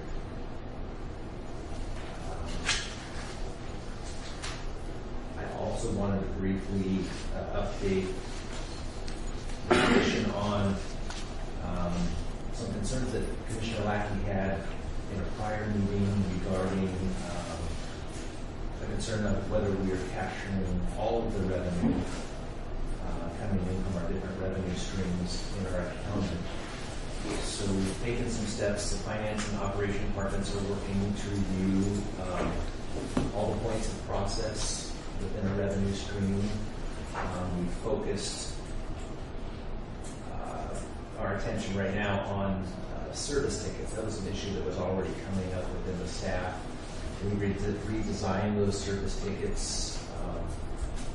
Those are the tickets that are written up to capture the different types of revenue that are being used. They're written up by the operations staff, and then they arrive at the finance department for input. Those are now a lot clearer as to what is being recorded. They line up better with the rate schedule resolution. So I think that's going to make a difference, making sure that we can easily check to see are we capturing everything that was written down. There's more work to be done there as well. We also have some new proofing mechanisms in place to review the data entry of the service tickets that was done. So we tightened that up as well. Anyway, that's an update on that. That was all that I have. Just listening to the TCB, they were updating their stuff to capture things. And they have a Bluetooth software for electronic ticketing. Is that anything that we would, that sounds like it would be helpful. We had talked about ideas like that, like code inventory and service tickets where maybe on an iPad or some sort of device, something could be captured electronically. Harbor Master would be able to review those tickets, charges that day, approve them, and then pass them on to the finance department, and hopefully have a system where it could even be automatically loaded right into QuickBooks, eliminating data entry, handwriting and data entry. So we're looking at some of those ideas too. Maybe we could find out from our contractor how much something like that costs. We started that conversation. That seems like a good idea. Yeah. Any other comments from Mark? No. Okay, thanks, Mark. Thank you. All right, we'll move into Director of Operations. Aaron, you're up again. Thank you. So just like everybody, we'll wait and see how the craft season is going to kick off. We got a lot of pots out at the terminal. Last time I talked to Don, we got, I think, 11 boats that are using it to stage pots, which is more than last year, but not an unheard of number after talking to Jim Durkee about it. But yeah, we definitely have a lot of pots out there right now. Bergerson Construction will be starting to prepare the dredge disposal site at the end of this week, and then they should be starting up the dredging right after the first of the year, shortly thereafter. Nothing significant to report regarding Rondis this month. Nothing's really changed there. They're still working on their project, but I don't have anything new there. I worked a lot to finish grant forms and do work on that EDA grant and a couple of documents I wrote. I went to a Equina Bay Economic Foundation meeting to talk with them about the project, and went pretty well. They're going to give us a letter of support also, but I'm waiting to hear comments back from, or replies from my comments to OPEC on the engineering plans on the Port Dock 5 pier. I played phone tag with them today. I suspect they're probably done with those comments. Lack of electrical capacity has been one of the biggest problems. Like I think I mentioned it last month, but the main breaker box that goes down to the dock is over capacity, and the transformer on the sidewalk is at max capacity. So there's not a lot of easy solutions right now. It's something that we're going to need to address in the near future. Aside from the fact that, when you combine that with the state of the pedestals that are on the docks themselves, they're obsolete and in not very good shape. It's time for us to seriously look at the electrical infrastructure on Port Dock 5. Our South Beach sewage lift pumps, one of them is installed. It's up and running. We're waiting on starters for both of them right now, but the system's at least half working, and we should be done by the end of the week. The in-ground, so DEQ came by and inspected our in-ground fuel tanks over here. We passed that inspection with flying colors. They looked at the tanks and all the equipment in our inspection records and maintenance. Went to a good meeting with ODFW and EPA. Commissioner Jim Burke was in attendance there too.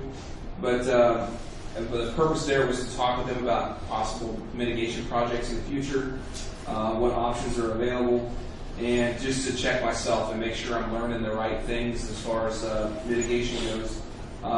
It was encouraging because it sounds like we're getting on the right track. ODFW did give us a list of 8 areas in the Equina River Basin where we can focus on mitigation efforts.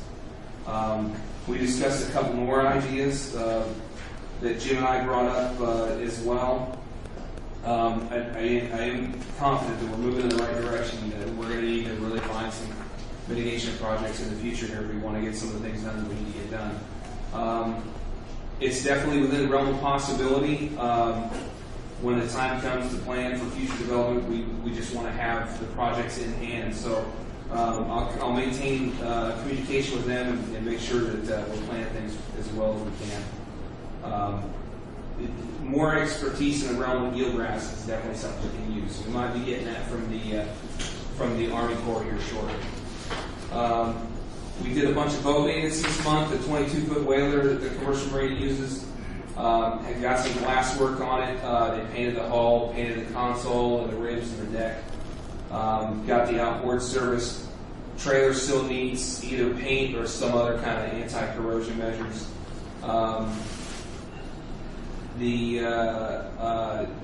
We're getting a lot of work done that should have been done all along. And that's what I want to do is get the boat maintenance up so that we're spending a little bit every year instead of, holy cow, we need to do an outboard now, things like that. So we blew basically all the lights in the lot at the NIT this month due to a power surge. We got above board electric to look at it, and we're installing a surge protector right now. I guess the Cerini plant already has one to protect their equipment. We didn't on our property, so we're getting one installed right now. It's fairly inexpensive. It's not bad at all. We had some problems with power supply on our cameras out there. We got that worked out with Siuslaw Broadband. Corrected a number of equipment configuration problems on the tug. Things that just weren't set up the way you should set them up on a boat. We got those fixed. And did some, again, just regular maintenance work that needs to get done so that we don't get a big surprise all of a sudden. And we been looking at the best way to repair. We're going to have to repair the compactor down at the commercial marina. It's not the type of equipment that is designed to be repaired, and it's supposed to last about 10 years, and then you get rid of it and get a new one. But we replace it, or we do some repairs on it that's worked. So we're working on that right now. It's just going to take some coordination because you can't use the compactor in the meantime. So it's going to be a little while that trash pickup, regular trash pickup. And the lease for the Port Dock 5 fuel dock is coming up, so I'm working with Carver to try and get that worked out. So all the rest of the reports are in there, and I'd be happy to answer any questions you might have.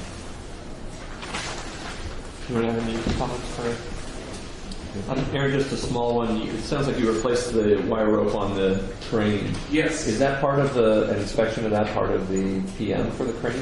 It is. To get it to the point where it's kinking up, it seems like it would be replaced before then. Yeah, we actually just had it inspected this summer in July. In July, we get all of our weight handling equipment tested, inspected, do static tests and dynamic tests. Mm-hmm. All that was done and it passed.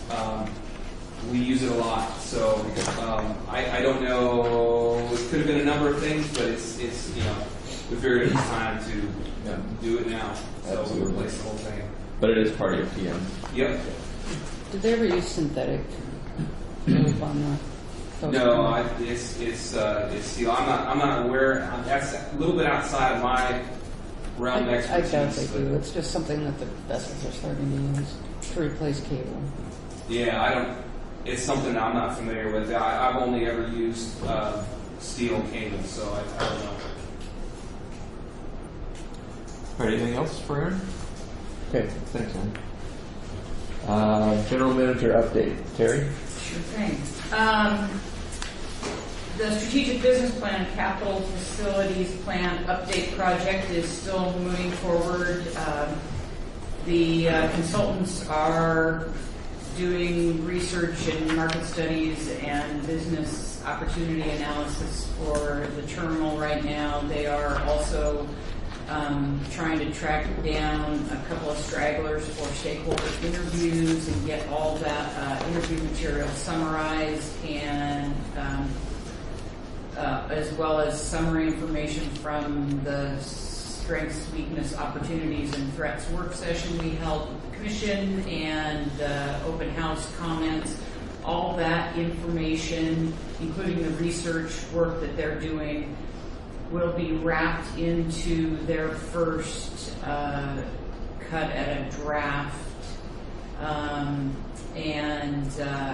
should mention, I always forget to mention the engineer that Aaron spent the better part of the day with, maybe over a day, looking at all the facilities and working on the capital facilities plan as well. So he is continuing to work on that and put numbers to the facilities and structures that he and Aaron looked at, as well as some other work that he's doing in terms of questions and thoughts about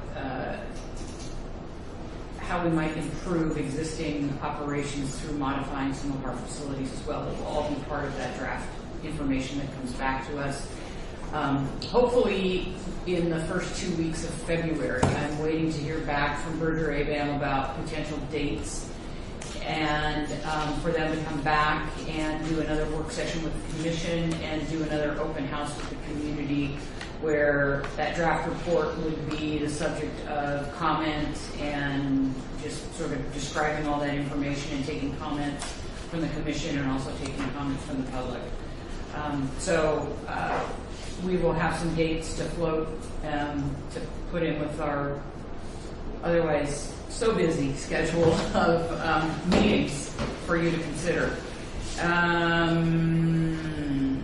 The general manager recruitment, as you know, we have extended that timeline and to provide some more opportunity for outreach and applicant response. And after looking at the director of business operations resumes that we received, just about the same number of resumes that we received for the general manager recruitment, I was underwhelmed, and so Todd Kimball is coming tomorrow for a couple of days, and he and Mark and I are going to huddle and look at that job description and talk about how we might reframe that position in a way that makes more sense for folks that are looking for government, finance, and business services type positions.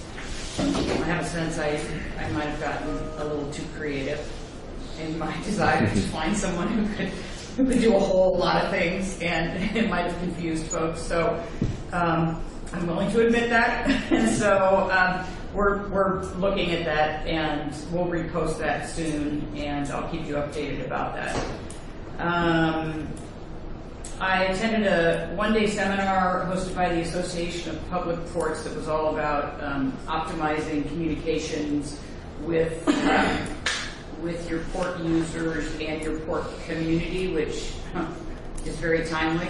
And so I got a lot of interesting ideas from that session, and met some new folks and collected a few business cards of strategic communication folks and some other resources that we might use in the near future.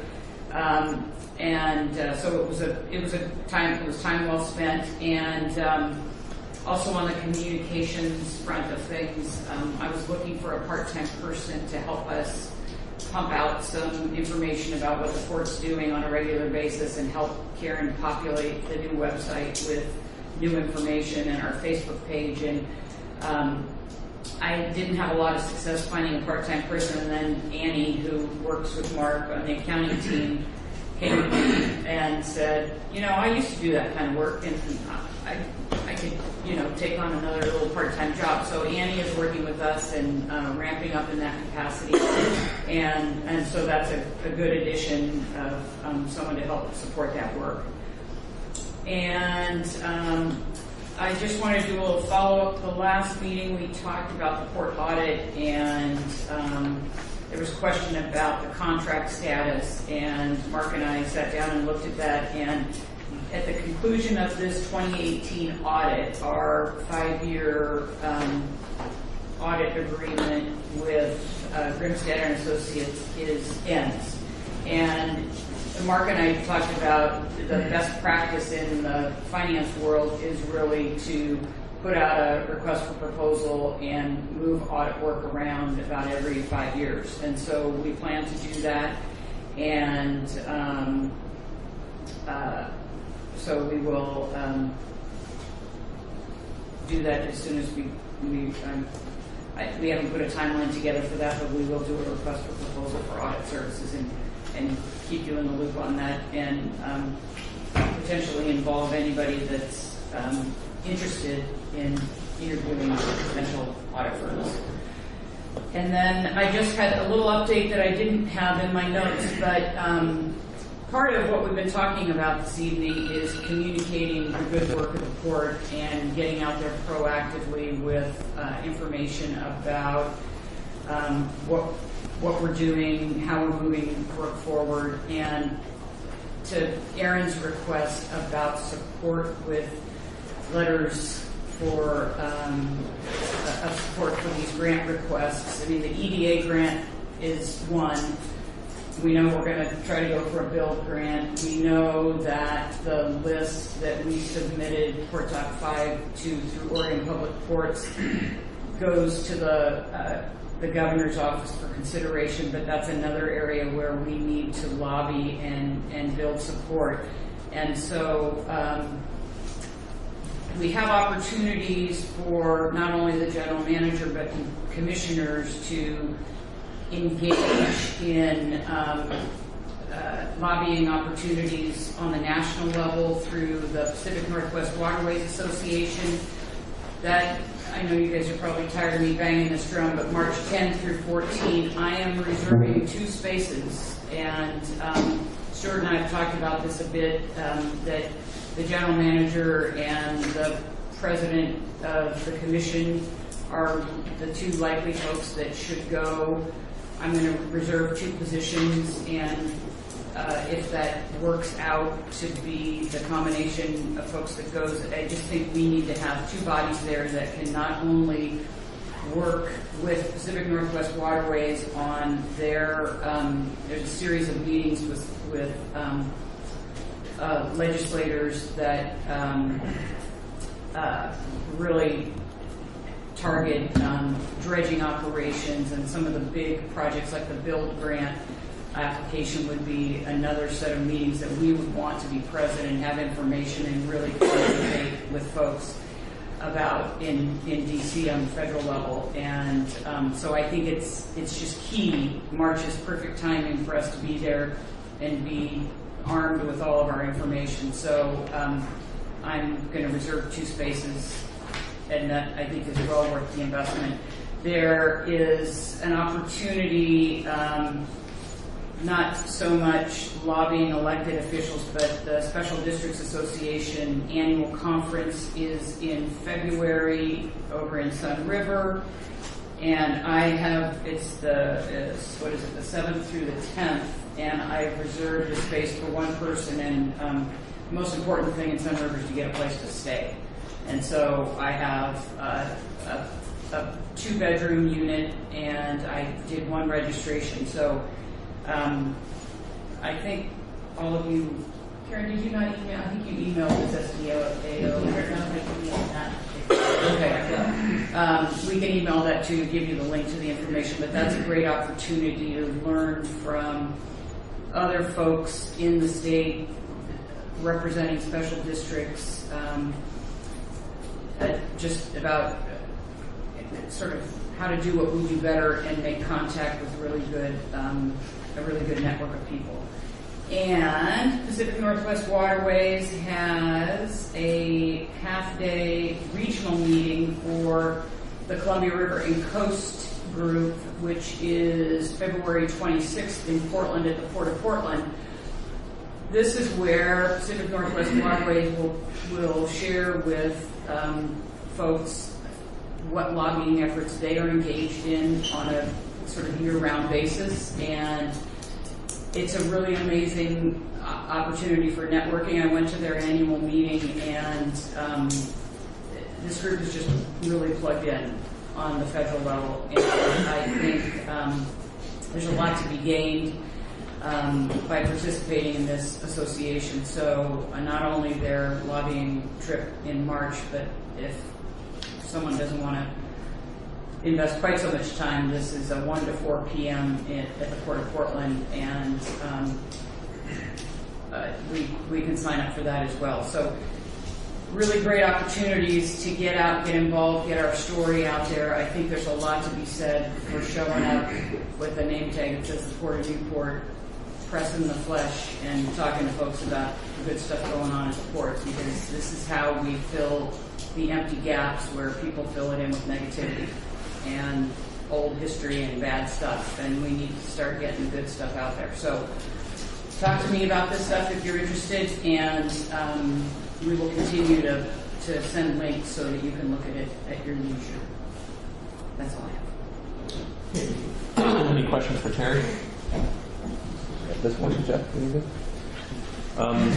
Just not to go backwards too far, but I kind of skipped over the occupancy report. I figured it was something that Aaron would speak to. It was item 1 under the Director of Operations, but just another opportunity if anybody had any comments about that. Okay. Then let's slip into Commissioner reports and comments. Jim? Sure. On your side? Aaron already mentioned it, but I met with him on the 11th of December with Ted DeWitt from EPA and Steve Rumrill and Derek Wilson from ODF&W. They were very excited or happy to meet with us and really had some good input as far as potential mitigation projects on our property and on other properties within the Aquinnah. So it was just a good meeting and a good jumping off spot, and I think it was beneficial for both of us. Great. Started to talk a little bit about sea lions on the dock with Aaron and Shay Steinglass at ODF&W, the Marine Mammal Program Leader. It's just initial. I contacted them when Bob Etter had some complaints on Port Dock 5 2 weeks ago on the 7th, I think it was. She got back to me, and then I think Aaron reached out. That was today. You reached out to her and start the conversation with them about that. Mm-hmm. That's all I have to report. Great. Sarah? Yes, I would like to report about kind of a sad thing, but it was a celebration of life for Don Matthews, who was a port commissioner for 13 years. Did a lot of good hard work here and was just a wonderful man and did so much with, of course, their family owns the Marine Discovery Tours, and he was a very experienced, top of his career crabber when he just switched gears and decided to come here and start educating people about marine things. And I think the statistics that were given was 28,000 school children have been on that boat in the last 8 years, and they get to see crab coming up and little critters that they show on the screen. But as the story went, all the kids just wanted to go up in the wheelhouse and be with the cool captain. So, I mean, they really have done, as a family, and him particularly, so much for the community. And it was really heartwarming to see the community coming out in such, standing room only. And I didn't dance at the end, but I think maybe I saw you doing that. I left before the dancing. But yeah, Newport Fishermen's Wives was in charge of food, and Mose served up his favorite food, so it was a wonderful celebration of life. So it was very well attended and just a chapter going in our history. And then we also are having a user group committee on Thursday at 9. I do plan on attending that. If that works. Unless you were already planning on going, then I can back out. Yeah, maybe we could talk after this. I think certainly between the two of us, if we can, I'd like to be a part of that as well. So we can see if we can finagle that. Maybe we can get some thoughts from Terry on that. Yeah, it's at 9 a.m. at the Yacht Club. So that's it. Okay. Jeff? Nope. Walter? Yeah, December 7th, I attended the Ocean Policy Advisory Council meeting. They did have one item that was important to us. Oregon DEQ is updating its coastal oil spill response plans. So I forwarded all that materials on to Aaron and Terry. If they want to, Jennifer Purcell sent me a link, and I'll also give it to you. They have a little exercise thing. You can go up and down the coast and see what type of response capabilities are all up and down the coast. But the comment period is open now. They extended it to the middle of February.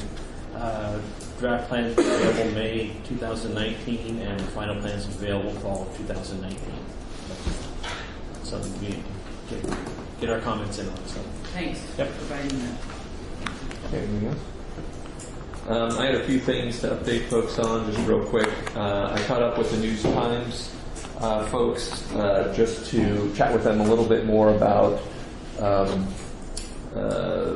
their articles, especially the opinion pieces, and ensuring that we had an opportunity to provide an additional perspective. And they were more than willing to hear that. And so, as Terry alluded to, Annie's working on a piece that will outline some of the positive issues and positive things that we've been doing around here, both as a port and certainly as a commission, and some of the challenges. And we'll circulate that around so people can take a peek at that before it goes in. Is that a port press release? Well, it won't be a press release. It'll be a viewpoint that's published in the local newspaper. Press releases are things that we've been talking a little bit about as well. That I think the port we can be a little more proactive about getting some of these words out a little bit more efficiently. It goes to what Terry was saying earlier about bandwidth and having somebody dedicated to do that. But I think it's definitely a priority that we're trying to address. I've attended the city council meeting earlier this month. Cascade West Councils of Government was there as well. As Aaron alluded to, this is a group that has a little bit of, certainly has quite a bit of input into the funding on certain types of grants, so it's good that we have a presence there. Visioning 2040 for the city is also something. I attended that meeting as well. So both Terry and I met with the city manager late last week to discuss thoughts on the legislative concept that we've just been chatting about. I think that's it for some of the meetings I had. I will mention, I guess, as part of a comment, does the commission feel we need to address this public comment section or session a little bit more? Do we need to have a bigger sign or something that updates people, or should we mention at the starting of our meetings the opportunity for people to fill out these forms to talk to specific issues? Do we need to change anything? Clearly there may have been either misunderstanding or something tonight. Doesn't hurt to point that out. I think every meeting should be pointed out. Maybe a bigger sign, both. Give them time to go fill one out if they owe. Well, absolutely. And I mean, to that end, I guess I was thinking maybe that's part of our sub-agenda here, or an agenda item can simply be to remind people of that. If it's on here, I can certainly mention that if the commission feels like that would be appropriate. Walter, is that anything? No. Sounds good. Yeah, sounds good. So, and I think having it on the agenda might actually help identify to both the people, and the board president will also be able to mention it. That's all I have. We have a calendar for future consideration. The closing of the port office on the 25th, and on the 1st, the New Year resolution run and polar bear plunge for those interested in those activities. On the 5th, Martin Luther King Day on the 21st, the port office will be closed. Our regularly scheduled meeting is on the 22nd of January. SDAO annual conference, that looks like 7th through the 10th. President's Day port office will be closed February 18th. Seafood and Wine Festival 21st through the 24th. And the February meeting on the 22nd, or I'm sorry, the 26th. So the one meeting that didn't get on was the commercial fishing user group meeting on the 20th that was just mentioned. That was set after we published, just as a reminder, at the yacht club. Thank you. All right, with that being said, are there any additional, before I lose my voice, public comments? If you have one, please state your name, and you have 3 minutes. My name is Heather Mann. I represent the Midwater Trawlers Cooperative. I had 2 things, well, 3 really. I wanted to thank the Commission for writing a letter in support of the appropriation we're seeking through the federal government for the buyback loan. We appreciate that support. Through that process, we have made really good relationships with all the federal legislators, particularly on Orange. I talk with those offices almost on a daily basis. And so in addition to writing a support letter for your EDA grant, I think it'd be helpful to have some of us that have those connections keep talking about the grant and what it could do. I think we would have a willing, open audience with our federal legislators. And then the other thing is just some good news. I sent it to Terry, I might have, and maybe Stuart, but NOAA just came out with their annual land fisheries report. Newport was listed 12th in the nation, and I think that's out of 128 ports, 130, it fluctuates. In 2017, we had 112 million pounds of seafood landed into Newport, worth over $53 million ex-vessel value. That's up from 77 million pounds in 2016, worth about 48 million. And if you look at the last several years, the trend line is up. And for 2018, I suspect it will be even higher. And that's just really good news to share. And there's just a lot happening in the seafood industry, a lot of changes there. So I wanted to make sure people were aware of that. And I think I sent the link to the report to you all. It'd be great to see that kind of stuff come out from the port, either on your website or someplace else. I don't know if there's a way to measure, I'm not familiar with it, a way to measure also the recreational industry, but I think the dollars spent there have increased as well. It'd be great to be able to just demonstrate that.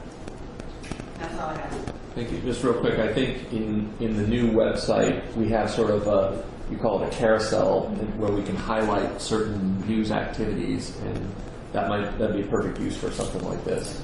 I think to that end too, while I'm thinking about it, with this legislative concept and potential bill, I mean, it might be something we think about putting on the port's website, updates as they come up. So if people are interested in that, you know, the port can also provide a, not a link to something else, but maybe more of, here's what the port's doing or what we're up to or something like that. So people can click on it and say, here's the port's perspective on it as it matures and goes through this process. This might be something that people feel like that might be helpful. Yeah, good transparency too. Yeah. Okay, thanks. Sorry.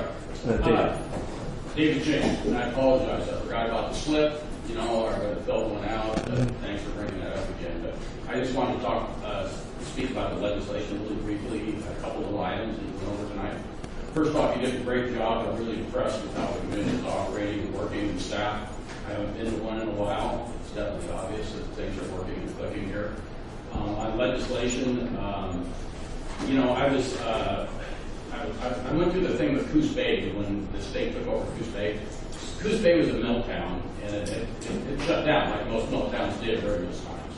And Coos Bay did shut down. My part in it was they did have a marine yard down there called Mid-Coast Marine, which Jack Wilsky operated for years, you know that, right? Built a lot of boats there, fantastic boats, but that was only into the marine industry that they had there.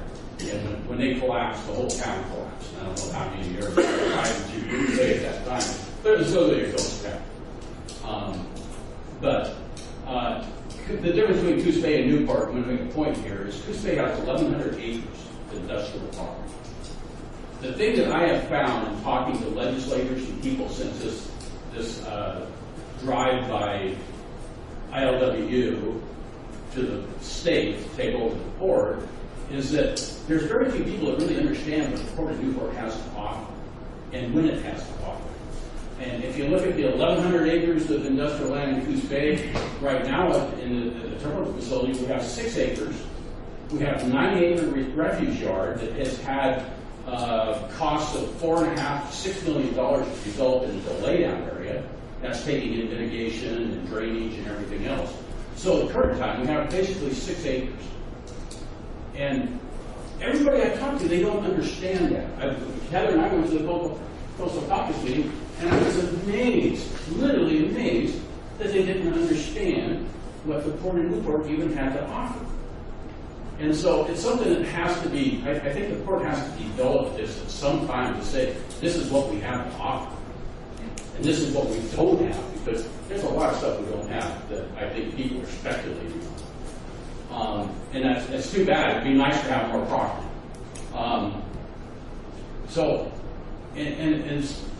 It's going to be my position, and I think the fishing position everybody talks to, that we aren't looking for amendments in legislation. We're looking to get rid of legislation. We're going to kill it at its roots. and we're working pretty hard on that right now. The deal with Steve Webster. Steve Webster's done a lot of tremendous work in waterfront. The stuff he does is first class. Always does. This is something that I think that, whatever he does there, I think the port should work very closely with him, because as you discussed the end of port, Pier 1, it's going to be some abutment on that, because otherwise it's going to fail when Steve takes in and dissects his piece off. It'd be really important to work with him on that. Port Dock 1 is important. It does get used 5 to 6 months out of the year as a transit vessel dock, and it is important. But it is becoming a safety factor, like Steve said. It's kind of turning into like the port dock by period. And you have a lot of public out there. Now, I know that the public, and I'd really like to see the Sea Lion Foundation finish their own pier, their own walkway. They have the pilings in place for it, and they're getting money to do it. I'd like to see them separate from that dock, just to ease the liability of the port, having that many people on that facility. And as far as gating off, I don't, as personally as a commercial fisherman, the vessel uses it in the past, and uses it still today sometimes. I honestly believe that if you've got an engineering report that says it needs to be gated off, then we need to gate that off, just to protect further use of that facility. Instead of, it was like Port Dock 5 ramp. There were several times I went through the waterfront and I saw pirate fish buying trucks back out onto the Port Dock 5 ramp, the ramps leaned over on the side, but there was no signs or anything saying, no, you can't do that. So I think we kind of destroyed it all ourselves. But Port Dock 1 needs to be looked at. The other issue is the terminals. Recently, when we remediated the terminals, the Hennedeep was left in place, but only 50% of the Hennedeep was stabilized. We didn't have enough money to stabilize the full length of the Hennedeep. So only 50% of it was stabilized, and that was from the west end going west. So the stern of the Hennedeep, which is still exposed, has a weight limit on it, an engineer's recommendation that we had to agree to before they gave us an operational permit. Many times, I'm pretty certain that we've overloaded the Hennedeep on weight.